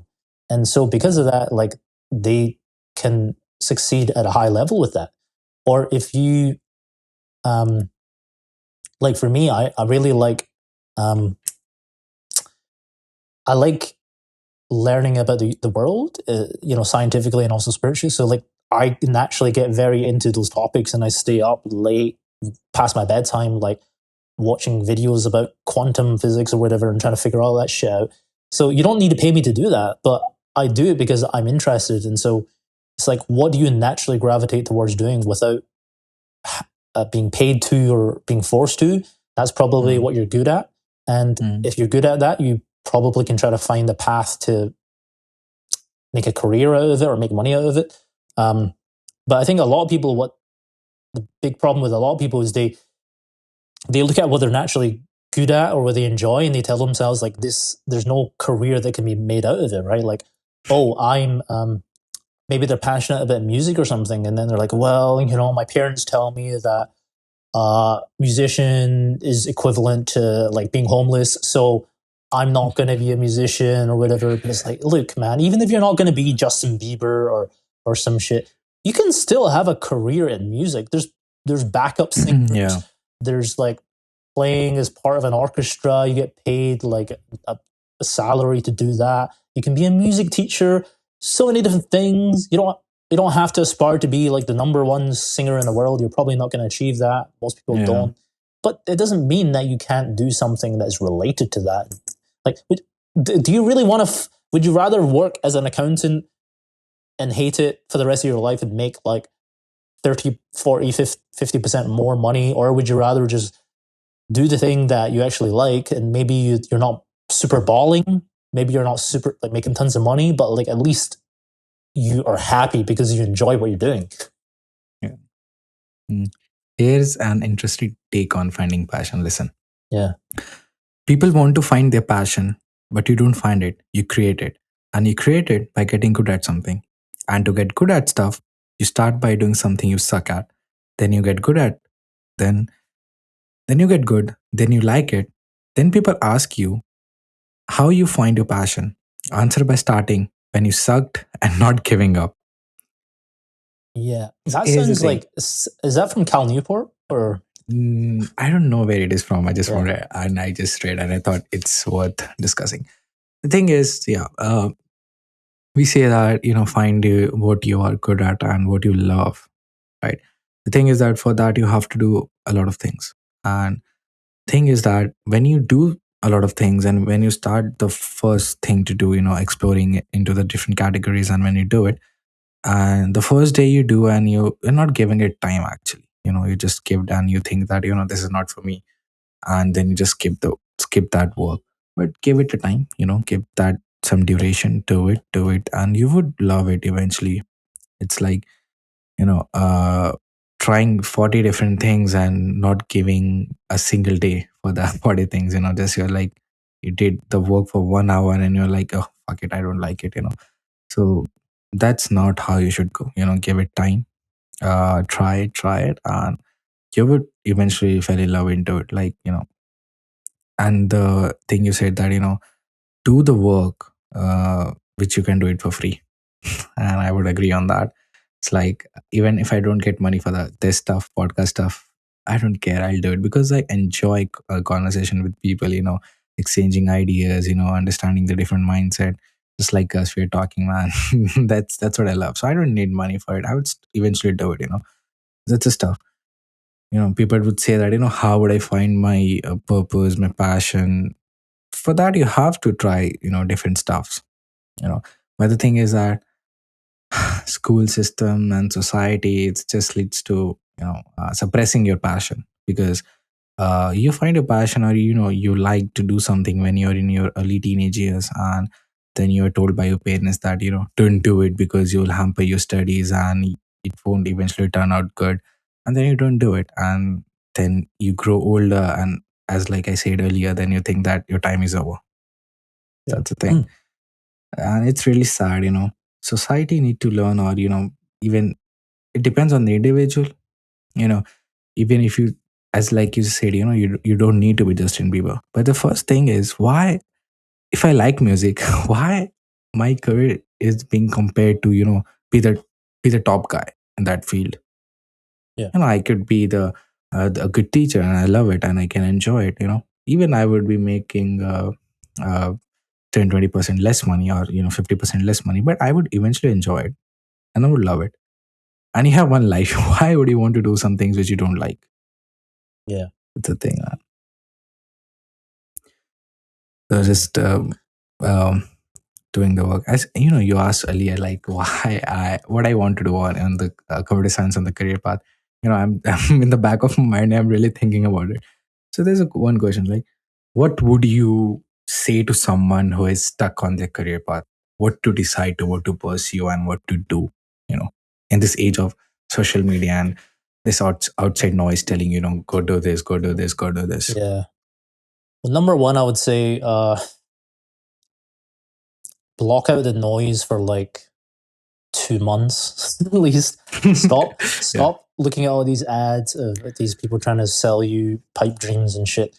Like, block out all that crap out first, so that you're in a less stimulated state, and then from there you can actually think more clearly as to what is the right path to pursue. Um, so first, yeah, block out the noise, and then the second thing would be, once you've blocked out the noise, second thing is, try to hear what your inner voice is telling you, like which path you might want to take, like what is it you feel really excited about, that you really want to kind of, what direction you might want to move in your life. Maybe that could be a change in career, or it might be starting a side hustle or something. But don't just do it because your favorite fucking guru said. Do it because it actually is the right thing. You feel like it's the right thing. And usually, what have realized is, if you're truly trying to find something that is authentic, it's not like, is usually not kind of like one of these things that has a label associated with it. For example, like drop shipping or SMMA or trading. it's actually usually more like, okay, I want to sell like graphic t-shirts with this particular style, or I'm very excited about this supplement and these health supplements, so I want to start a Shopify store selling supplements. Is less about like I want to do some like business model, right? Like people when they open like a restaurant or whatever, like um the, usually is because maybe they want to like make food of a specific cuisine or something, right? Rather than like just opening a restaurant for the sake of opening a restaurant. So I think, yeah, uh, try to hear your inner voice a little bit. Where does that want to lead me to? And then third thing is also understand that your inner voice can mislead you a little bit, and so it might try to cause you to do things in a way that's too rushed.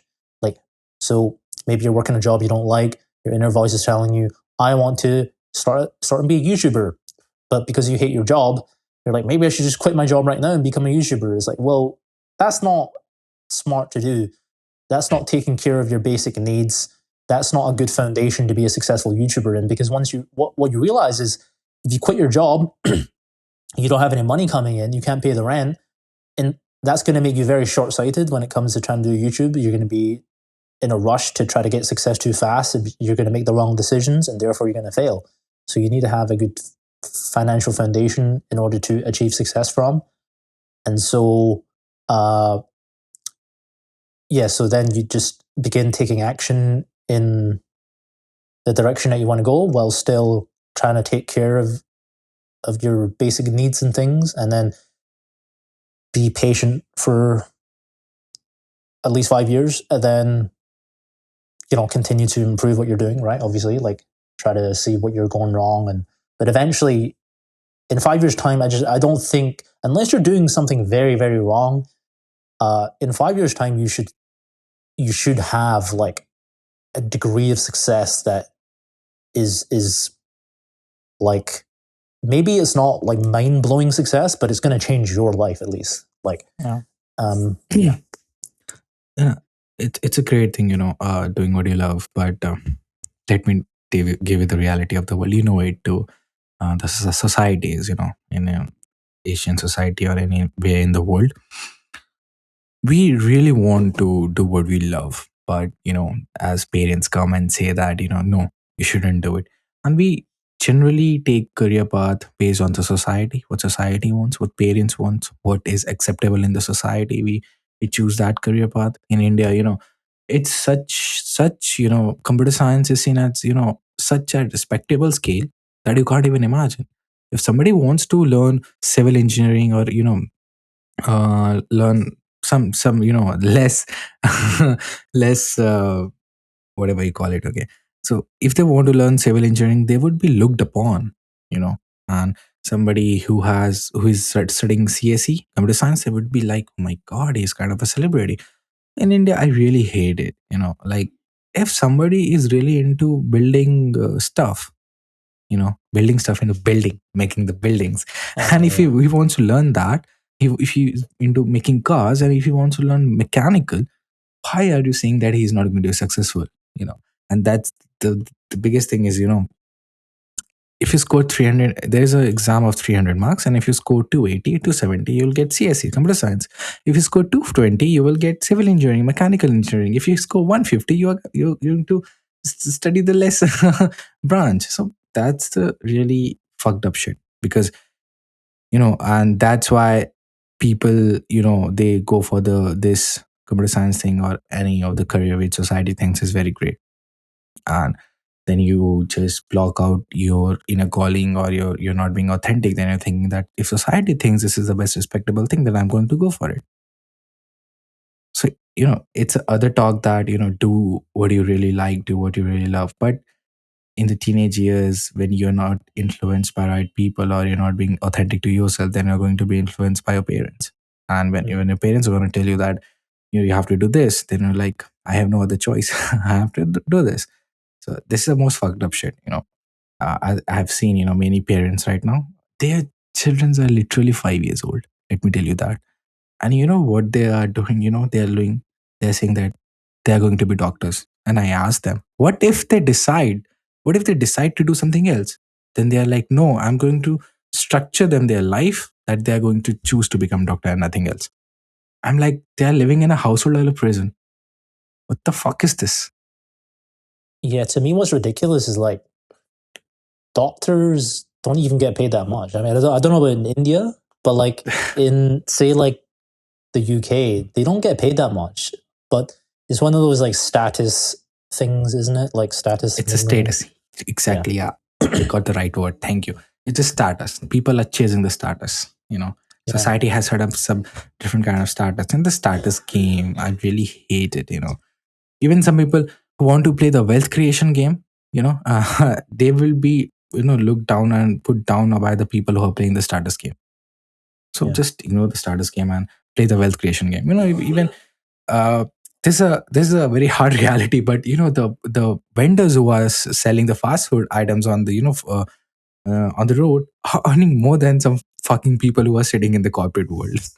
Yeah, that's the thing, man. This is one thing I think people don't understand is they don't understand that um, the world is very asymmetrical, right? Like Yeah. if there's 100 possible jobs and there's 100 people, theoretically one person each job, right? But that's not really how it is. It's like there's like one or two jobs that like 98% of people are like trying to get into, and because of that, it becomes commoditized. The pay becomes less. It's very like popular in the sense that people think it's the best thing to do, but it's actually not the best thing to do if you want to make money, etc. And the way that I was thinking about it, I talked about this in my video called changed the title recently, but the new title is why you should stop copying other people if you want to be successful. But there's an analogy I talk about, which is like a party, right? Like if you imagine like most people, they wait until it's busy before they go to the party, right? Like, so they wait until all these people, the party's already filled up, then they arrive at the party. But when you arrive at the party after everyone's already there, like the food's already gone, the alcohol's already gone, the place is disgusting, the toilets are like hideous because people's already like messed it up. Where you get the most amount of value from a party is being the first guy to arrive. You get to eat all the food, drink all the alcohol. You get to hang out with the DJ before anyone else is there. You have the best time by arriving first. But the downside of arriving first is no one else is there. That's the only thing. Yeah, so they would think that you are the most free guy. You don't have anything to do. That's why so early. Yeah, it's like from a popularity point of view, it's like okay, you don't have the popularity, but you get the most amount of value. However, once you arrive later, you don't get any of the real value, but you get the sense of like social approval, I guess, right? Because nobody's going to approve of you arriving first. They're going to like everyone's going to wait for everyone else to arrive first. So it's like in life that applies to everything. I think like career paths, etc. Really, where you're going to get the most amount of value from a career is by being one of the only people that are willing to do that career, and there's no competition. You make all of the money because you have a monopoly or whatever. And yeah. Whereas the careers that are like super like trendy, like nowadays it's get a big tech job or finance or McKinsey. It's like you really don't get the value that you think you do. Like you're much better off, in my opinion, like freaking, I don't know, doing like being an electrician and starting a freaking 7-figure electrician company. Then you drive a Ferrari. You'll be that Ferrari guy who's an electrician driving a Ferrari, and then the guy at fucking McKinsey is like, "Hey, I'm sitting here doing my PowerPoint presentation. I can't wait till people get so impressed by the fact that I'm got a job at McKinsey. They're gonna think I'm so cool, right?" Like, that's how it happens. There is a field. There's a scarcity of people. Then somebody goes and makes millions, makes monopoly, make it famous. Then everybody's just trying to copy him. Going after that career. And when there are so many people, they exaggerate it, and there is some other field which is very empty. You can go and make a lot of money in it, but that's what happens when you go into it. They exaggerate it. There are a lot of people, there are a lot of millionaires. Then the society makes, this. They set up some standards that you have to achieve. If you don't achieve it, they have set up standards here. And if you are here, oh, Japan, nobody's going to give you their daughter to marry and all of that stuff. That's how it happens if you don't reach some certain level of standards, which is set up on the society, and then you will not be successful. Then nobody's going to give you daughter for marry, and you will be looked upon. You will not fit into society. I'm like, fuck it. Why do you even care about fitting into a society? I mean, to live in a good world, you have to do that. But fuck it, man. Why? Who the fuck are they to decide your career? What life you need to live. Who the fuck are they? Yeah, what I realize is that in life, like the two extremes of a spectrum, like the poor, I guess the poor and the rich, you could argue that both are like living high risk lives, right? But in the middle is like low risk, like apparently low risk. Low risk. But, low risk. But and so the way I think of it is like, I would rather be like at the extreme rather than like in the middle. Like I'd rather like take high risk, fail and be poor, than be like in the mushy middle where it's like, where no one really bothers you and like criticizes you, but you don't really like achieve what you want. You don't really live a life that is fulfilling to you, etc. That's not really where you want to be. But and I think they've actually, there's many examples of life where like it's like a rich person and a poor person almost seems kind of like similar in the sense. They're not actually similar, but they kind of metaphorically they look same. Well, yeah, it's kind of like that. Actually, actually, this is a good example. So, if you think about like a guy like Steve Jobs, right? So obviously he's very respected and he became very rich, but him at the point where he achieved that success is not that much different in terms of his beliefs and personality and point of view compared to when he was like younger, when he wasn't rich. He's the same guy, but the difference is that he, when he was a teenager, people thought he was a fucking weirdo and bullied him and stuff. But then now that he's accumulated money and fame, etc., now those weird qualities are considered admirable, right? And attractive. And now he's like, oh, Steve Jobs. But it's like, you do realize that if he didn't have the money, you guys would still be bullying him and thinking he's a fucking weirdo. Yeah, Same thing with Elon Musk. Yeah. You are crazy until you are rich. Basically, yeah. Basically, you look like the biggest idiot. Like, you look like the biggest idiot until you actually have the money. And then you go from being an idiot to a genius. Like, it's like Iman Gaji is a perfect example, actually. Like, because I think when he started out, like 16 years old, like people were like, "Why are you doing this YouTube thing? That's weird. You're stupid." Blah blah blah. Like even his mom was like, "Don't quit school," right? So they all thought he was the biggest idiot. But who thinks he's the biggest idiot now? Nobody. They think he's a genius now. Oh, Iman's so smart. But 10 years ago, you would have said he was an idiot. Yeah. That's what happens, man. But when you are telling some crazy ideas into the room, and everybody looks at you like, oh, you are such a fucking idiot because you're talking crazy shit. And when you make money, when you get successful at that idea, then everybody's going to be like, I knew it. Crazy. You are some genius. Man, same bunch of people, bullying you 5 years ago, and now they're like appreciating, I knew you were going to do this. Fuck you, man. Yeah. Like same goes with Elon, when he told that he's going to land a rocket back. He's going to create a reusable rocket. Even the space giants like Neil Armstrong told him that he was crazy. NASA told him that he was crazy. And when he did it, everybody was like, that's my boy. Yeah. That's the thing, to change the world, you need to be crazy. Because crazy people, it tends to actually change the world. That's the thing I like, man. That is absolutely true, I think. And they also, I think it was Peter Thiel, actually. Peter Thiel.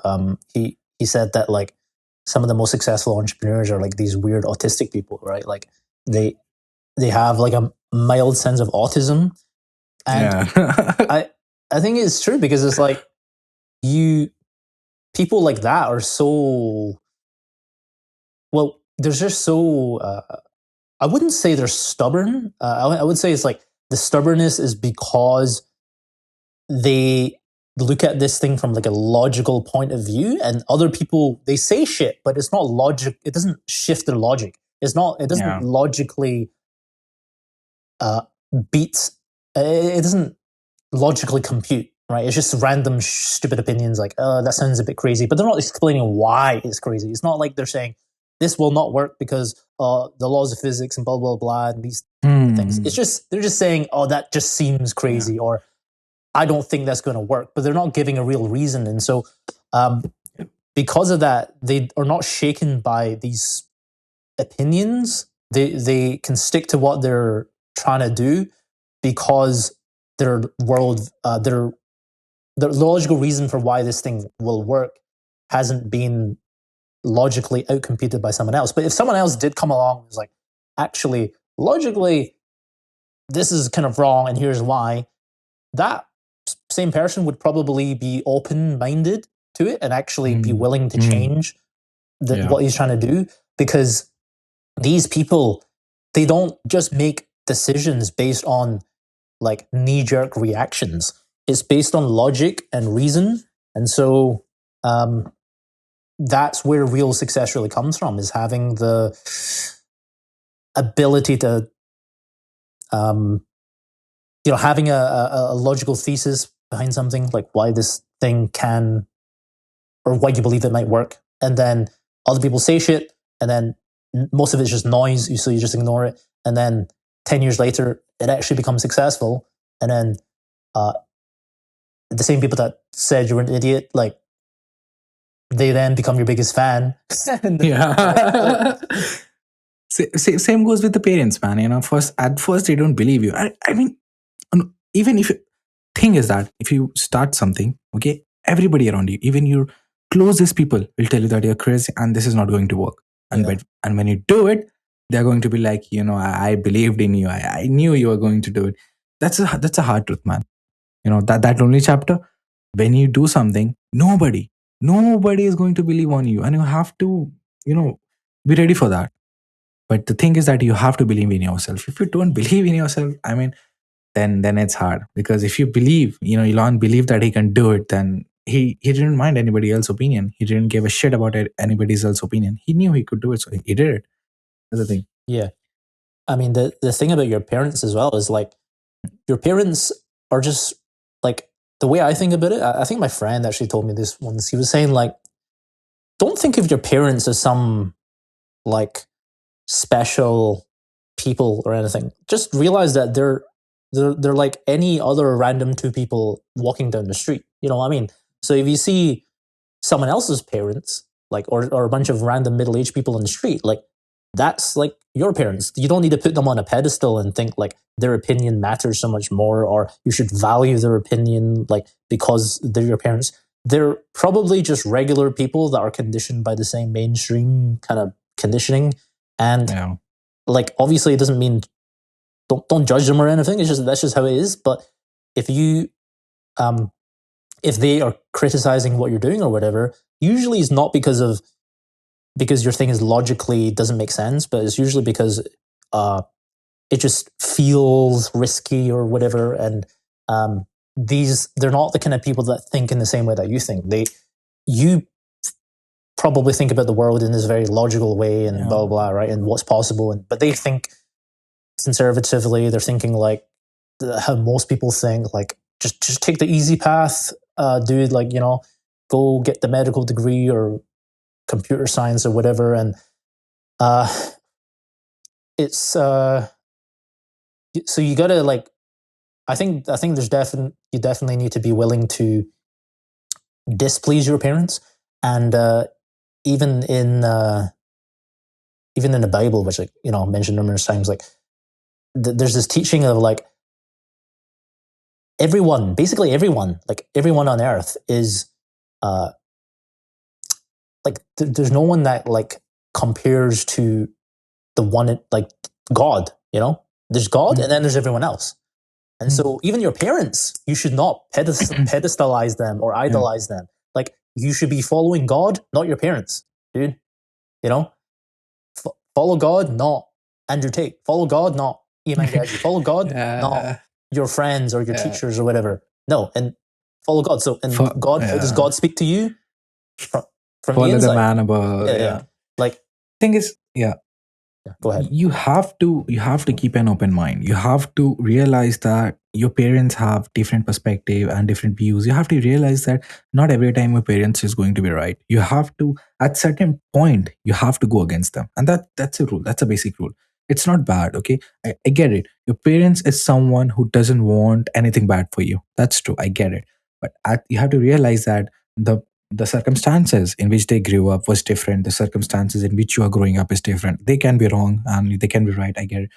If you want to start something and they say you that no, this is not going to work, you have to realize that they could be wrong on this and you have to go for it. If they don't get it, leave your house, go out and try it out. They will not get mad after you get the work done, after you get successful, come back. They will accept you. That's your parents. That's who they are. But you have to keep an open mind that, okay, my parents can be wrong. My parents can be wrong at this thing because they don't know about it as well as I know. So just accept it. Keep an open mind. Not every time blindly follow your parents. As you said, that think of them as just two random strangers on the street. Then how would you value their opinion? That's the thing. As you said, follow the man above. That's a thing. It's great. You said relying on willpower and discipline is overrated. How? Well, because the thing is that, from my observation, like, great success in life, like, for example, I watch American football, right? So it's like my favorite sport, and I see, like, I ask myself, why is it these guys are so big, so successful, etc., right? So athletic. And then I ask myself, like, if they didn't have these support systems that they have, they didn't have the coaches they have, they didn't have other teammates, they didn't have an environment around them to help them succeed, are they going to succeed? Probably not. They're probably just going to be like any old random person, like, on the street. Like, great success really, I think people, they talk about discipline and willpower, and it's one of those things which is very limited, right? Like, you don't have unlimited willpower, you don't have unlimited discipline. It runs out as you go and try to do things throughout the day which are difficult. And so this thing that we call willpower discipline, it depletes. And so should we try to depend on that to achieve our goals? I don't think so. I think a much more effective strategy is to create accountability systems and an environment in order to force ourselves to take the right actions, not hoping that we're going to take the right action because we hope that in this particular moment we're going to have enough willpower to say no to the cheesecake, kind of thing, right? So what's more effective? Like, if I tell you, hey man, like, here's a cheesecake, okay, don't eat it. Or if I say, here's a cheesecake, don't eat it, or I'm going to take all the money out of your bank account and you're never going to get it again. Obviously the second one's going to motivate you a lot more, right? Because there's pain involved. There's there's consequences to not doing the right thing. And I think people on YouTube, they talk too much about willpower, discipline, but they don't talk about, like, just basic shit, like, build accountability systems, create an environment that is conducive to success. So, like, the example that I used in that video was, if you think about, let's say you're trying to, you're on a golf course, right? Like, you're trying to putt a ball into a hole, right? You could try to improve your accuracy. You can try to hit the ball a bit more accurately and whatever. But what's a better strategy? Like, why not just put, like little guardrails in place, right? Like, similar to when you're riding a bike, right? You have the little stabilizer things, right? Or you're bowling at the bowling alley, you put up the barriers. Why don't we just do that, right? Put these like two metal sheets or something on the putting green at the golf course, so that when you hit the ball, it's going to go into the hole, right? That's equivalent to like putting up those guardrails is equivalent to creating a clear plan for yourself, creating accountability systems, uh, creating real painful consequences in order to force yourself to take action. That's what we should be focusing on. When you think about like showing up to work in the morning, like why is it, even though people hate their job, they hate their boss, they can still show up. They're underslept because they were partying for the past weekend, but they still show up at 9 a.m. You don't need willpower to do that, right? You need consequences. You need the risk of being fired that forces you to show up for work. So that's the way I think about it. I've learned in my own life that because I've been I haven't like had like a proper job in many years.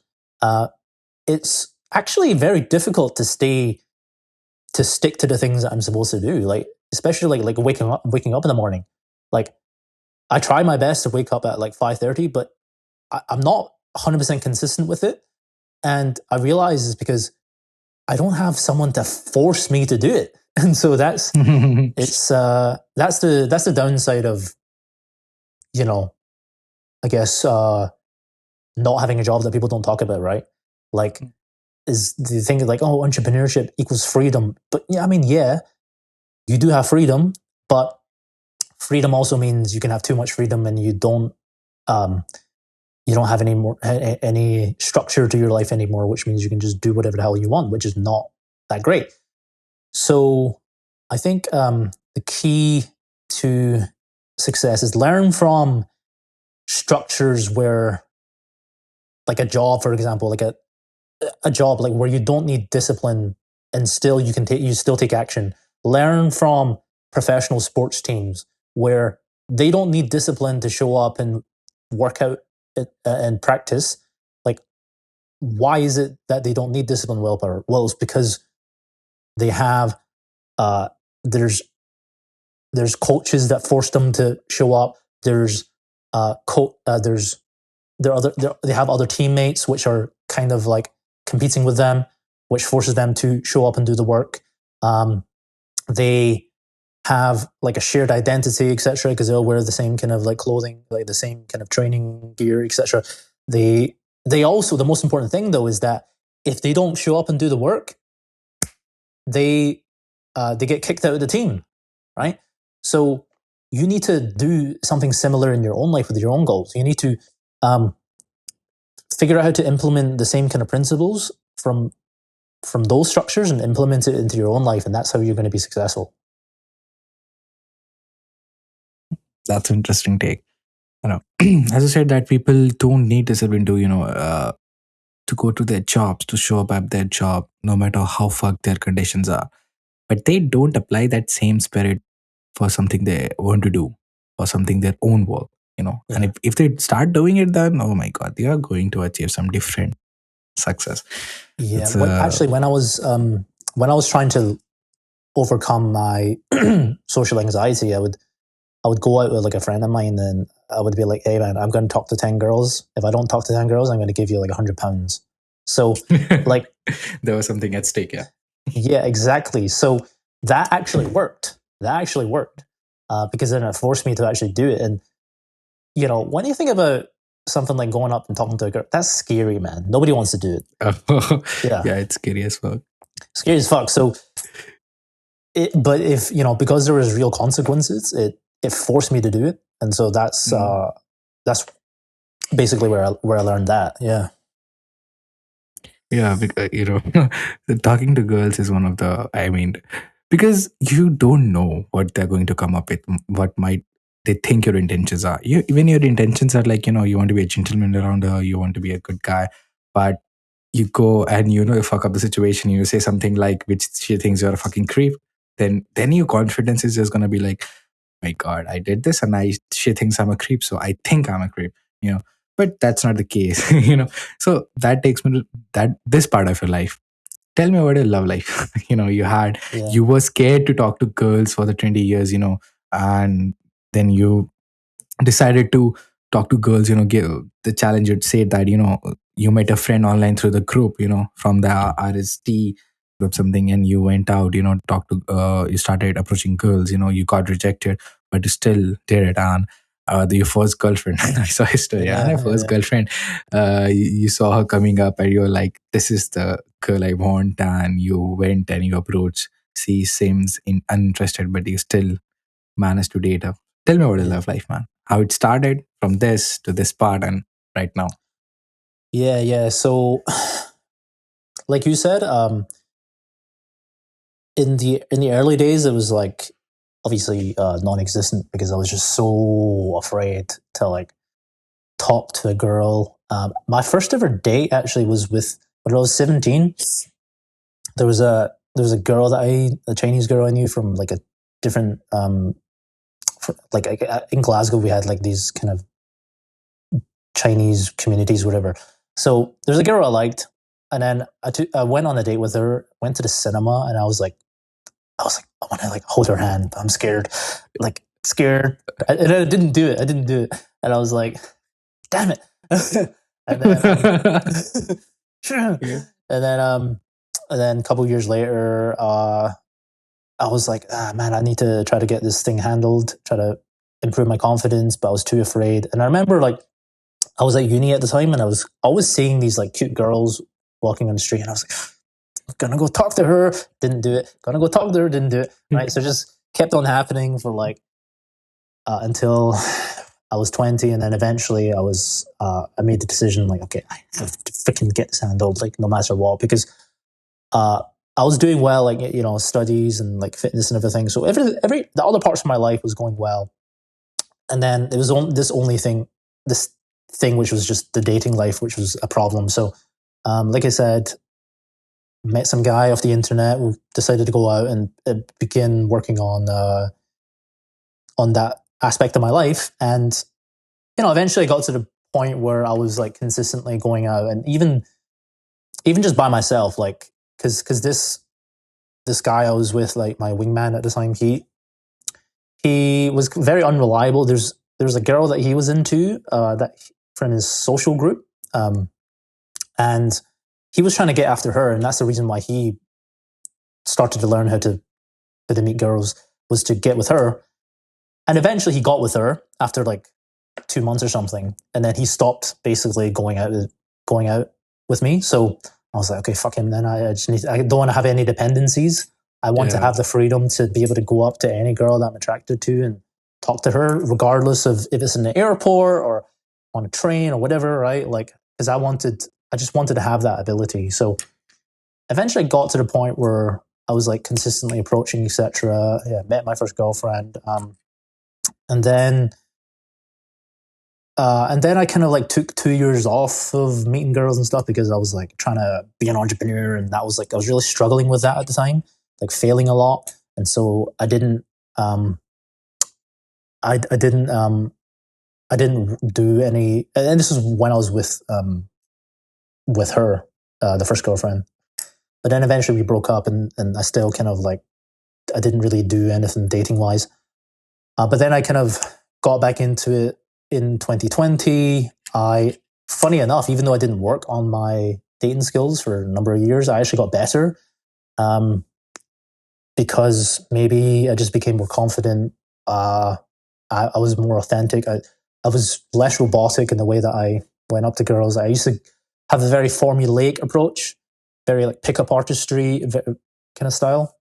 But then eventually I just kind of went up like a lot more authentically. Number one, I was like only approaching girls that I actually genuinely felt attracted to. I wasn't just approaching everyone, which was what I was doing before. So I began to just only go up to the ones that I was into. Because of that, my interactions would be so much more authentic. I would actually get much better results, even though I approach way less. And so yeah, then from there, just began to get more and more success. Casual dating wise, etc. Met a whole bunch of other girls, and then eventually I met this girl that was like a kind of like the girl that I sort of felt like I wanted my entire life, like when I was a kid. So when I was a kid, like I had this vision that like there has to be someone out there that like is like my perfect match. You know what I mean? Yeah. Yeah. And so this was actually during COVID 2020 October.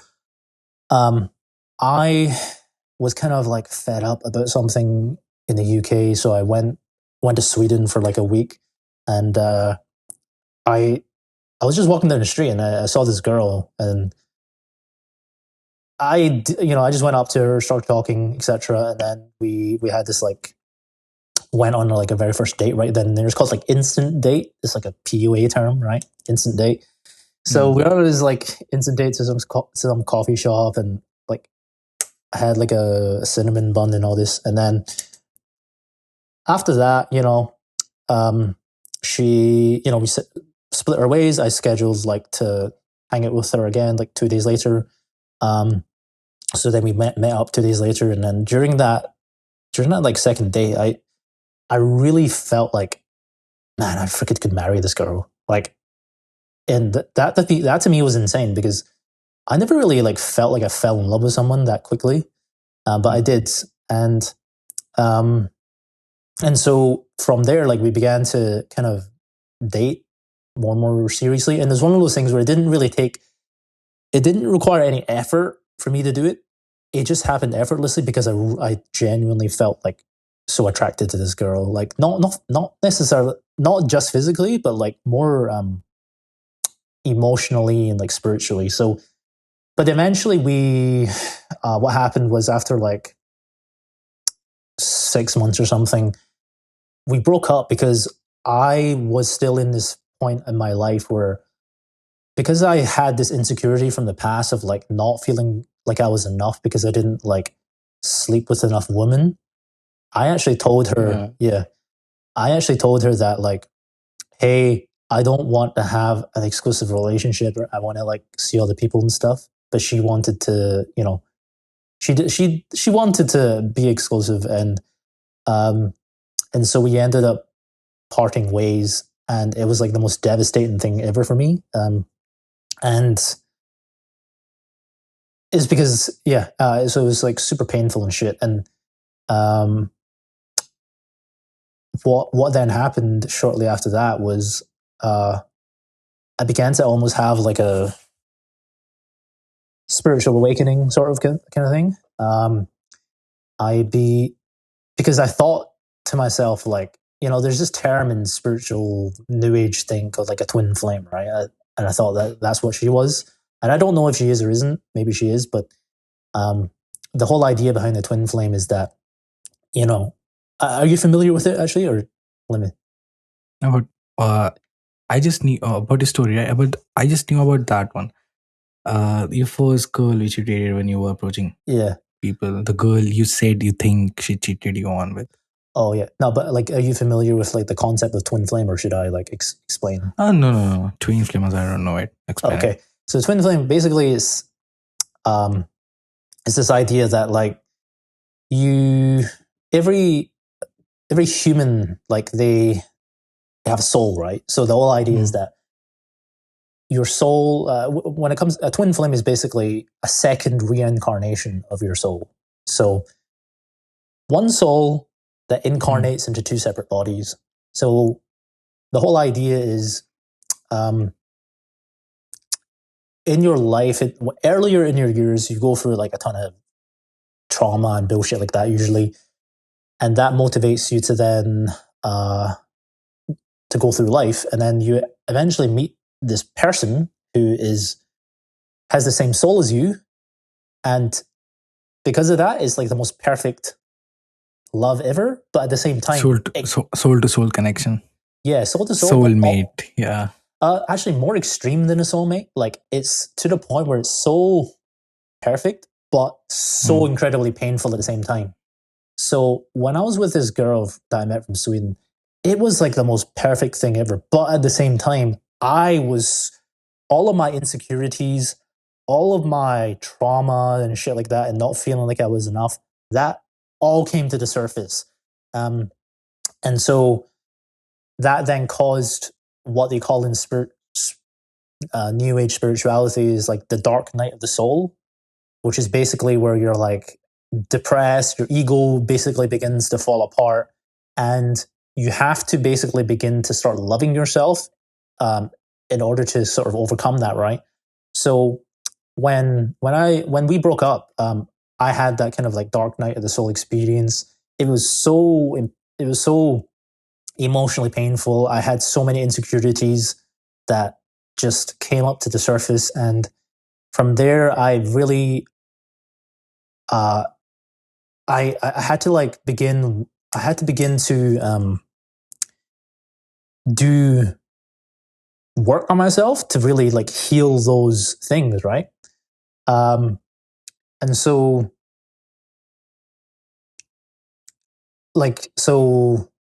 actually, like the 2 years before that, I actually did like begin to get into spirituality, but it was always just purely from like a understanding, logical point of view, right? Understand? Yeah. I didn't Getting to really, know spirituality. yeah. So I was like, oh, this is kind of cool, you know. I would learn about like the philosophy and all this stuff, but I wasn't really living it, right? So after I met that girl, I went through that dark night of the soul. I experienced so much pain that it kind of almost forced me to really begin to live live in a spiritual way. And I'm not there yet, but like, you know, gradually. Sorry. Yeah, it's all right, man. So you gradually began to do that more and more and more. And so since then, since that girl, I actually, you know, had like, you know, 2 more relationships. And what I realized from that was those, well, for each of those, they didn't really truly feel right. And I didn't really feel like my heart was really in it. And so eventually I got to the point now where I decided, you know what, I'm going to intentionally not date or anything like that, because I feel like I kind of like I did that part of my life. I did what I needed to do there.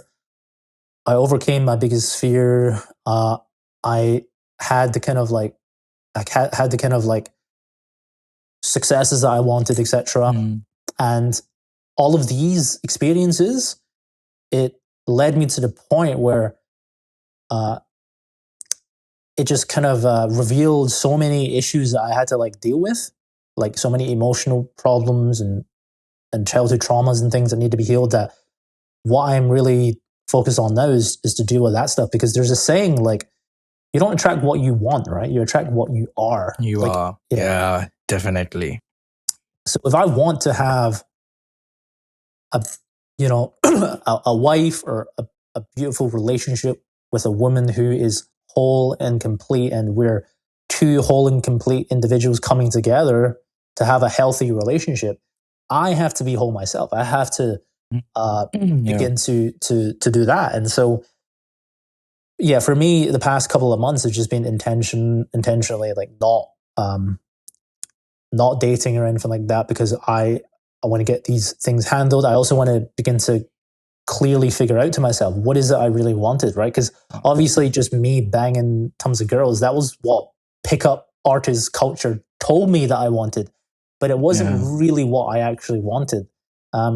Really, my first reason for getting into like the whole PUA world in the first place was just so I could overcome my fear of talking to girls. I didn't care about like sleeping around or anything like that. I just wanted to overcome my fear and like and to meet someone that I would really have a like great connection with. So I'm beginning to sort of come back around to that again. And for me, in the near future, as I approach 30, I really want to. I'm not in a rush for this, because I don't think there needs to be a rush. But you know, find that person who's the right person for me. Want to have a a great marriage first, because I think a great marriage is necessary to have a great family. Yeah. Like I see too many people, they have kids, they have the wife, but Yeah. they hate their wife, and Yeah. they use the kids as an excuse to not spend time with the wife, etc. I don't think that's healthy. I think you got to have a healthy marriage first, loving marriage first. Then when you have kids, things are going to be even, well, maybe, yeah, things hopefully will be better. And actually, I learned this from, there's a guy on YouTube that's been going kind of viral recently called Father Moses. He's like this powerlifting Father priest. Moses. Yeah. He's this guy. You should check it out. Like, he looks like a freaking.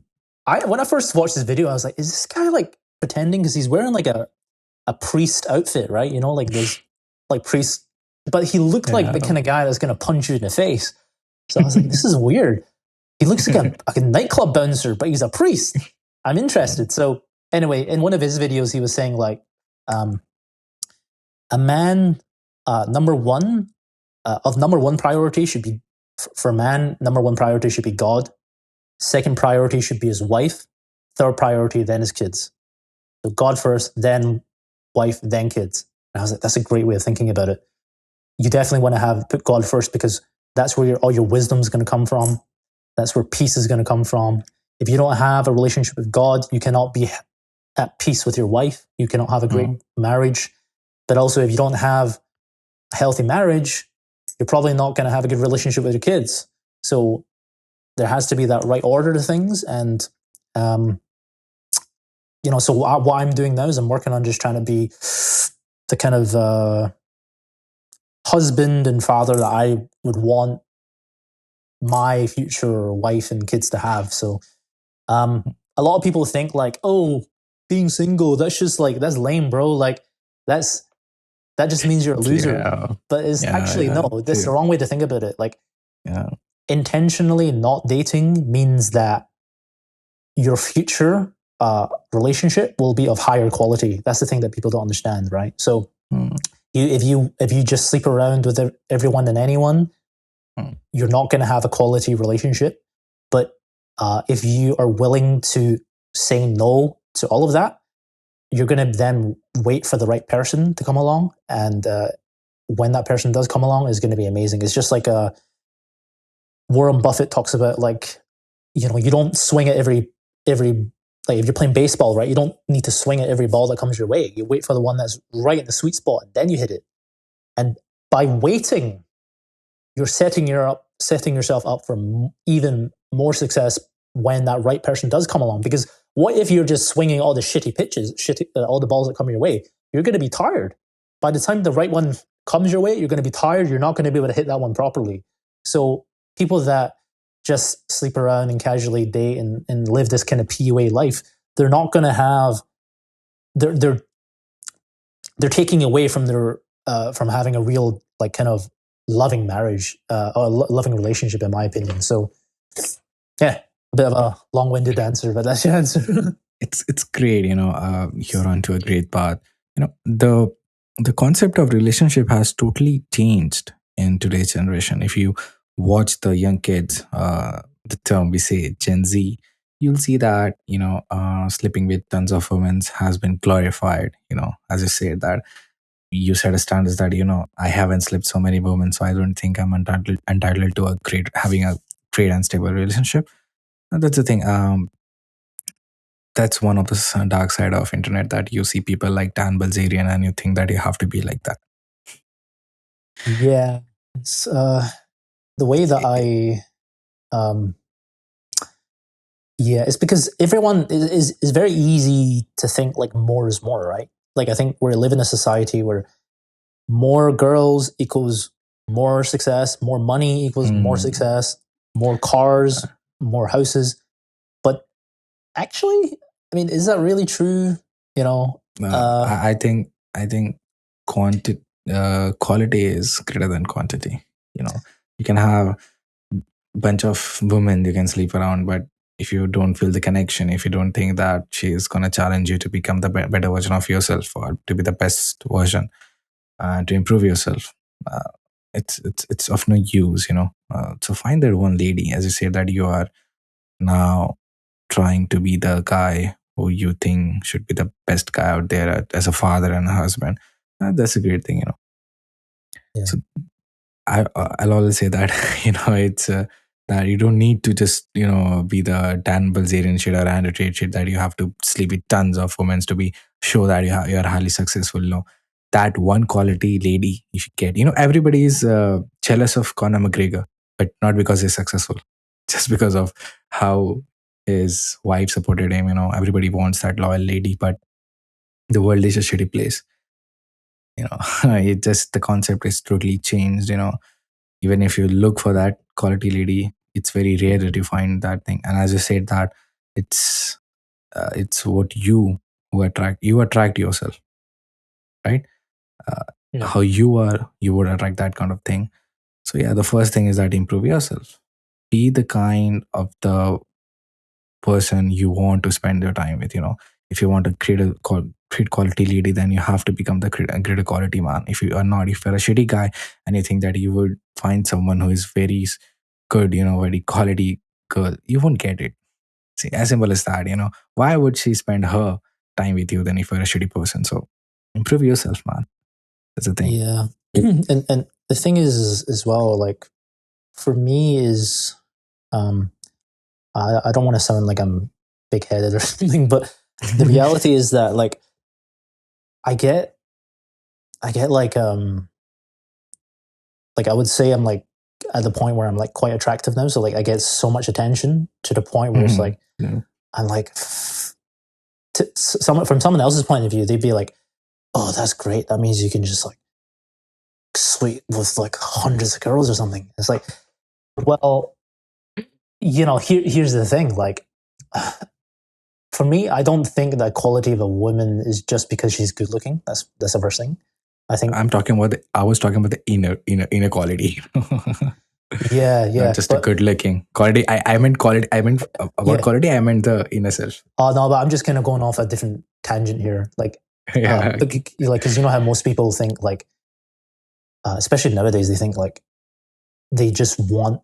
They think a 10 out of 10 woman is like someone that's just hot, right? Yeah. Yeah. That's the biggest misconception. Yeah. So my way of thinking about it is like, looks is just obviously one part of it, right? But someone that's just good looking but doesn't have all the other stuff is not a high quality woman, in my opinion. I don't want to. It sounds a bit bad. Oh, low quality, high. But like, think about a man, right? Like for women, like the expectation is to be good looking. You know what I mean? Like you're socially pressured to be good looking as a woman, so it's not like that hard to be attractive as a woman, in my opinion. It doesn't. For a lot of the time, it doesn't indicate really anything, unless you're someone that used to be like very overweight and then you lost the weight and then you became attractive. That's a good sign of someone with discipline, with a good mindset, etc. This is why I like girls who go to the gym, right? Because it indicates that they have an internal locus of control. They believe that they can change their reality and stuff like that, which is very attractive. But the typical girl that's just good looking and takes pictures of herself on Instagram, everybody thinks that that's what they want because everyone else wants that. But the reality is that there's so much more that, I think, well, a quality woman would obviously have is like, not only are they beautiful, but they have, great principles that they believe in. They have discipline. This is a big thing that, a woman with discipline, that's the sexiest thing ever. Like a woman that can say no, a woman that, like, doesn't just sleep with anyone, that like pumps her state and gives her a fucking pickup line, like a woman that has standards, etc. Like, wow, amazing. I live here in Kuala Lumpur, Malaysia, and the amount of hot girls that I see dating guys that are like down here is crazy. And I'm like, I don't understand what's going on here. Oh, I know what's going on. The girl doesn't have standards. She just thinks that as long as a guy has a job, then that's good enough. It's similar to how a guy thinks like, just because a girl's hot, then I should be with her. It's so shallow, No, they but understand why they're like that. It's because they are the kind of people that are like that. They're superficial people. They're very one-dimensional people. But probably what you want and the kind of girl that you would want and kind of girl that I want is someone who doesn't just have looks, but is intelligent, disciplined, good principles, can think for herself. It's deep conversations. That to me is so much more attractive. It's also said that you don't want to find a good looking wife, you need to find a good mother. That's the thing, because the lady you would marrying would be the first teacher, be the first everything to your child. So you need to find that quality of woman. That's the thing. We are gonna get cancelled for this one. we are sounding so misogynist, man. The angry feminists. Oh my god.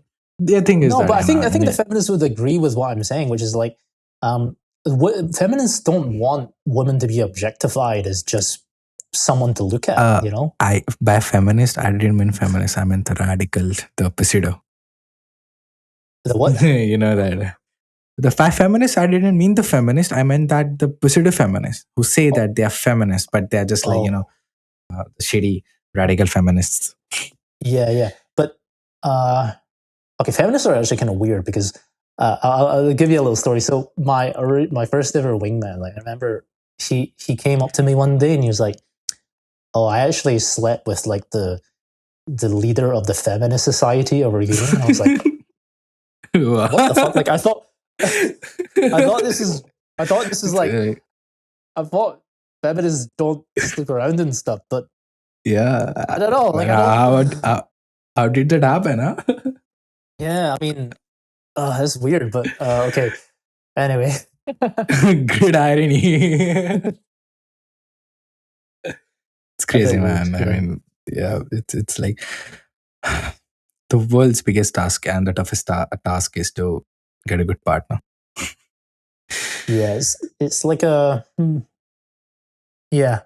it's but being a good partner also starts with like you being someone who would deserve a good partner. But like the problem is we validate women doing things that may not be the right thing to do. Like if we buy subscription to girls like OnlyFriend accounts, right? Like OnlyFans. I was just thinking about that one. if we are willing to open our wallet to that, then we're basically saying that this is the right way to go in this direction. Yeah, the thing, right? That's the thing. We are the reason. Men are the reason that this kind of OnlyFans concept is getting viral. It's not the women's words. They think they're getting money. Why? Because men are paying for it. I shouldn't even call them men. The boys, the dicks. They are opening up their wallet. They're paying for them.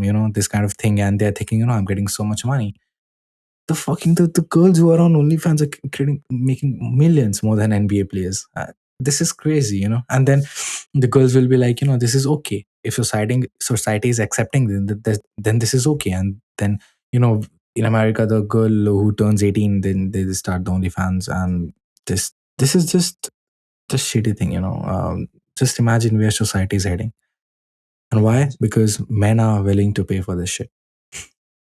Yeah. I mean, if you want to look for a pussy, just go into the mirror and see yourself. That's a good one. Yeah. Yeah.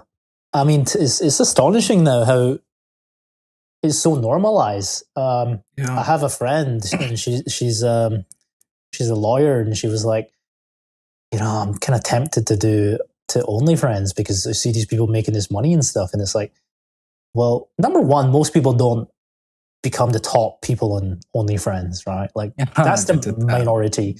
The power laws exist, and like only like a couple of people are making the big bucks. Second thing is, it's not a long-term thing.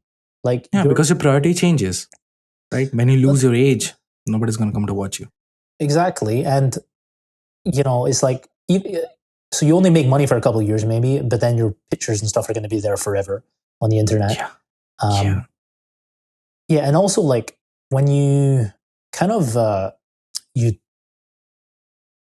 guess there's different ways to interpret it. The feminists might interpret it as empowering women, but if you flash your tits and stuff to the entire world, you are kind of disempowering yourself somewhat, because it's like you're taking away intimacy that could have been reserved for like a special, like your husband or something. You know what I mean? Yeah. So if you spread intimacy with the entire world, you're sacrificing intimacy that could be dedicated towards the real love of your life.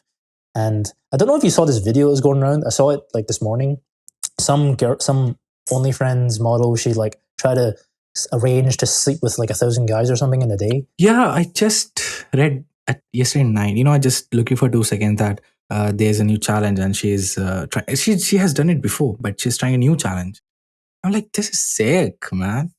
Yeah, but she recorded herself with this aftermath video or something, right? Like basically, and she was like, she looked so broken after doing that, and I was like, well, no wonder.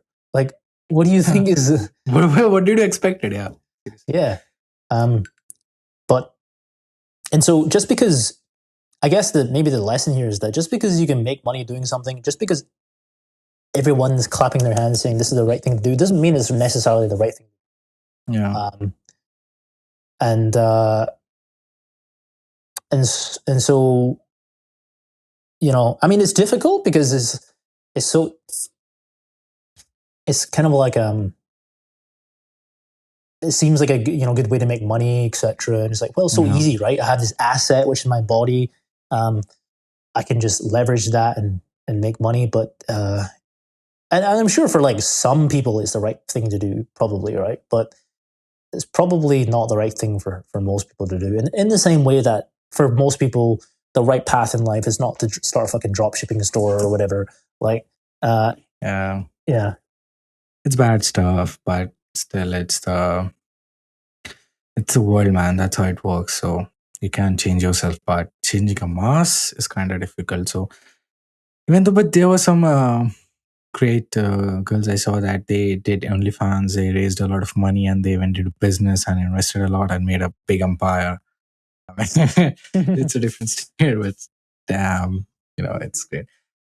Colin, tell me about your business journey. I really want to know it. How you started a business, how many business you do, and what's for your future. Yeah. So first ever, when I first started kind of getting into business, it was like 2016. This is like end of my time at uni, and actually the first thing that I really wanted to do was I wanted to be a fitness YouTuber. That was like actually my dream back then, but because I was like, I started some of the YouTube channels I watched, like self-development related, they were talking about like Kindle. It's called Kindle publishing, like making books on Amazon, selling them, that kind of shit. Amazon Kindle, yeah. Yeah, Amazon Kindle. I began to watch that stuff, and then I began to get led into, Amazon FBA, so like selling actual products on Amazon.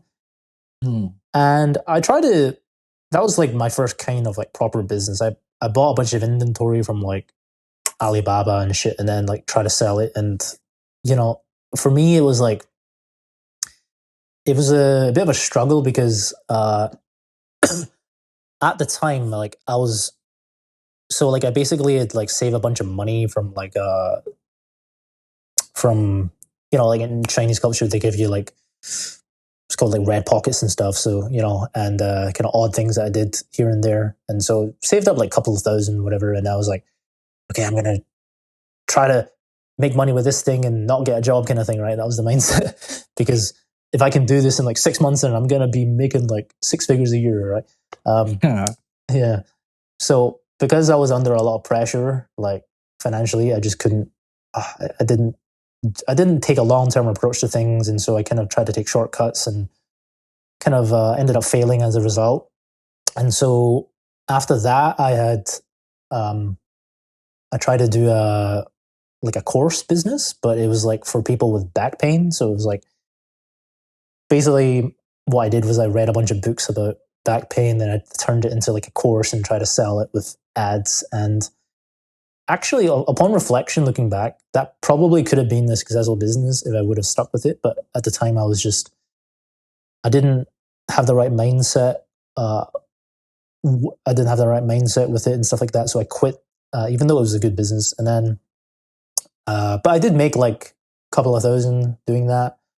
And then after that, what did I do? I did, oh yeah, it was like, then that's when I started watching like Sam Ovens and stuff. And I thought to myself, oh, let me do like consulting, right? Like consulting business. So I was like, okay, what am I good at? Well, I'm good at like meeting girls and stuff. So I'll just do like dating consultants. So I started like a dating coaching business, and then I got one client out of it that paid me like $5K USD, and then I got another guy that actually signed up with me, but then he requested a refund like a couple of weeks later, and that kind of like really fucked with my emotions. And then I kind of like quit doing that.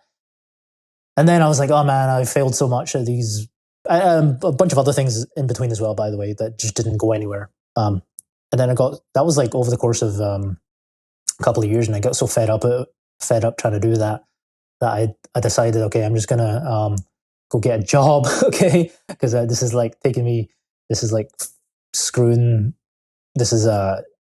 I just need a break from like business or whatever. So, and then as I was kind of like humming along, COVID time, there's a big family argument. So I was like, okay, it kind of motivated me to try to do business again. So I tried to do like affiliate marketing. That didn't go anywhere. What else did I try? I can't remember what else I tried to do. Some other stuff as well, here and there. But the most recent thing that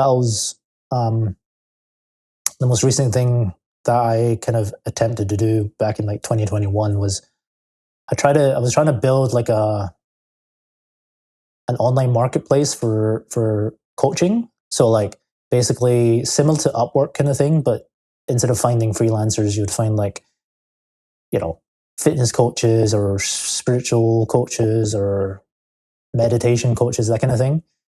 And as I was like, with that, I literally had to code this thing from scratch. So I literally taught myself how to code throughout the entire process because I didn't want to pay someone like 50K just to build it. So I learned how to code for the process, and I launched this thing, and then I basically got to the point where I was too impatient. I was like, man, the results are not coming quick enough. So again, I gave up on that and I quit. And, so then finally, after a whole bunch more failures, etc., and different things here and there, I was like, okay, you know what? What is the thing I kind of always really wanted to do? Okay, I always really wanted to do YouTube, like in terms of because I wanted to be able to share my ideas and stuff like that. And I also just kind of liked the fact that it's, I guess it's just kind of a lean, very kind of lean thing. It's not like trying to open a restaurant or something, or trying to start a physical business. So it's like, can be done remotely from anywhere. I feel like my edge in life is ideas. So I don't know. Do you know Dan Coe on YouTube? Like Danko. Yeah, the new guy. Yeah, the black and white. I love him. Yeah, Danko is amazing. Yeah, I love his storytelling. So I feel like this is just my one-sided opinion, but I feel like I'm kind of similar to him in the sense of like I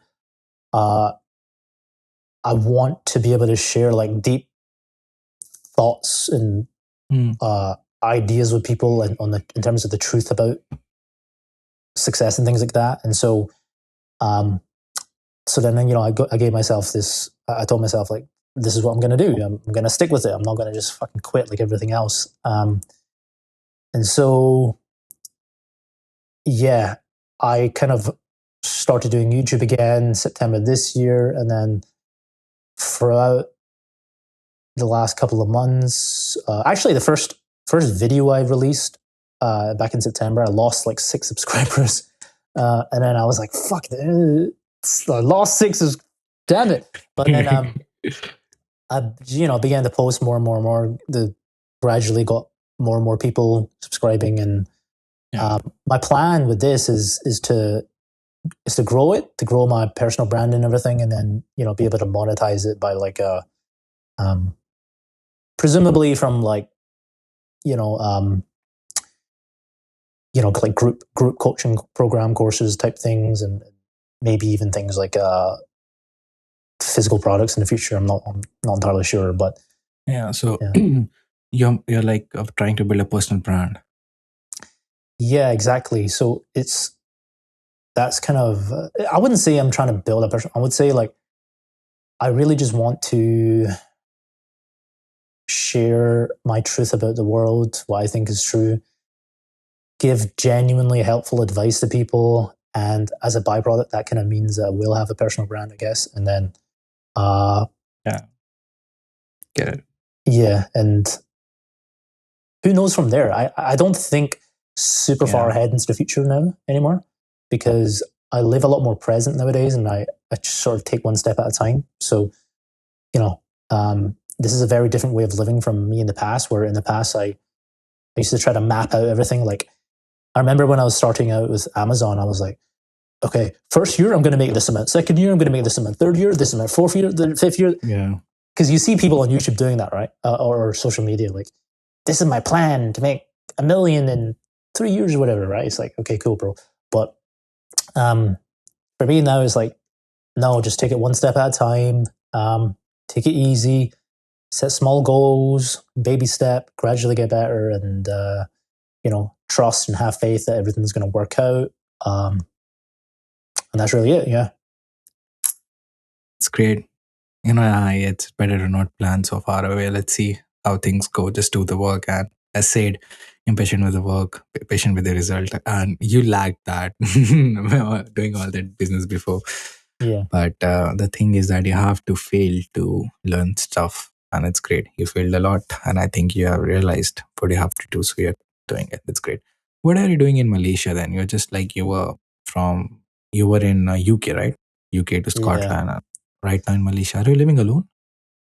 Yeah, so kind of a random story, but at the end of 2022, I was living in London at the time, and one of my friends, I had like this altercation, and I began to like really resent living in London. So one of my friends was like, "Hey, let's go on holiday in Malaysia for like a month." So came here, and then I ended up meeting this girl who ended up becoming one of my girlfriends. So that's kind of why I ended up sticking around. And also the cost of living here is like way cheaper, and good weather and stuff like that. So, so I just kind of ended up staying, even though I ended up breaking up with that girl, but like ended up staying. So, that's kind of how I ended up here. A lot of people think like I have family or whatever. No, I don't have any family. It's just kind of random, spontaneous event. That's why. Yeah, it's very random decision, to be honest. Met a girl, then you decided to stay in Malaysia. It's good. No? Malaysia is a good business city. I can say that. It's Singapore or Malaysia. I don't know. Confused there, but it's good. Well, people in Malaysia are very hungry. Like, I can hungry in what sense? In both senses. I always fucking eat one thing, but the second thing is like, I always see people like trying to make money in different ways. Like they're yeah. Okay. So like, think of your typical make money online fan like that. You see people like trading on the train, and like there's a lot of fake gurus actually from Malaysia. So okay, yeah, it's a lot of scams. Yeah, it's great though. Thanks, man. Thanks for talking to me. I learned a lot. What advice would you give to me, a 20-year-old kid? I would say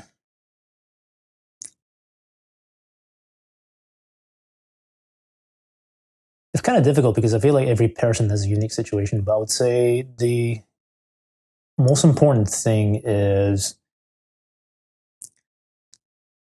don't is try to figure out what your strengths are in life, the things that you're good at.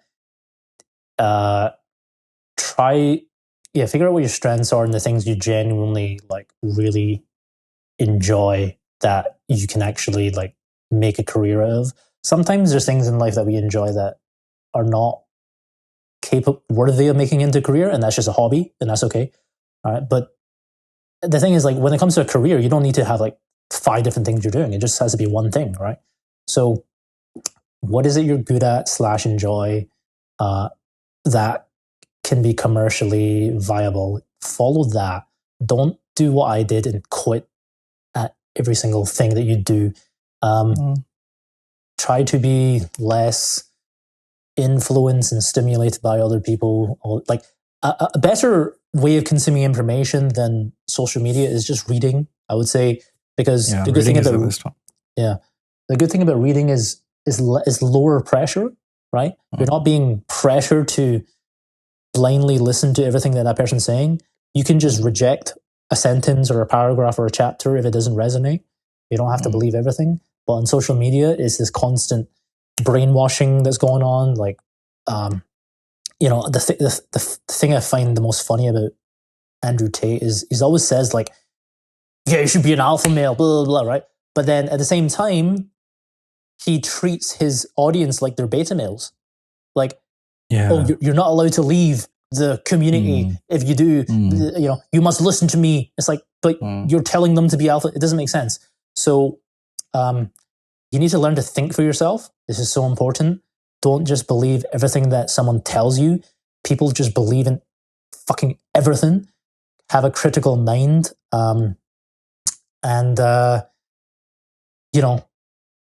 Be incredibly patient, right? Like, when it comes to the time frames of how long you should do something, I always have this mindset of like lifetime time frame. Yeah, not 5-year time frame. Like, meaning I'm going to do this thing forever for the rest of my life. So it doesn't mean that I hope I'm going to achieve success at 99. But what I mean is like, I'm going to remove all attachment to outcome of something. And I'm going to, like, for example, I go to the gym. I'm going to continue to go to the gym forever until the day I die, right? Oh. I'm not going to just go for 5 years, get the result, and then quit. No. If you're going to do entrepreneurship or something, or if you're going to work on a particular business, you're probably going to do that for the rest of your life. Warren Buffett has been and will work on Berkshire Hathaway until the day he dies. Same thing with like most successful entrepreneurs. Is they do it because they enjoy doing it, not because they're just trying to get something out of it. So that's important. But also at the same time, like, you also got to be pragmatic and don't sacrifice your stability in pursuit of ambition, because stability is necessary for ambition and success. Like, when you think about, I remember, when you think about like a city, right? A city is built on land that is on a solid foundation. The buildings on above the ground always changing, right? From decade to decade, one building gets knocked down, another one gets built, right? So there's all this ambition going on, but it's built upon a foundation of stability. So you got to keep these things in balance. I would recommend you read that book. It's called the Tao Te Ching. It's like a Chinese philosophy book. Is what Taoism is based on, and it's going to really shift your perspective, because it's really going to make you see the world in this way where you understand that things which seem to be opposite are not opposite. They're actually synergistic. They support one another. They benefit one another. And so you always got to be maintaining that Zen-like balance in everything that you do. Don't push so hard with ambition that you compromise everything else. And the biggest proof of how over ambition is actually a bad thing is like, guys that only focus on their goals and their business, they have failed marriages, they have failed families, right? So, the mainstream belief amongst like masculine alpha male culture type shit is like, oh, you must put your purpose before your women at all costs, no matter what. But then the reality is that actually leads to broken marriages and things. So there is a limit to everything that you do. There's always a limit. Like you cannot like,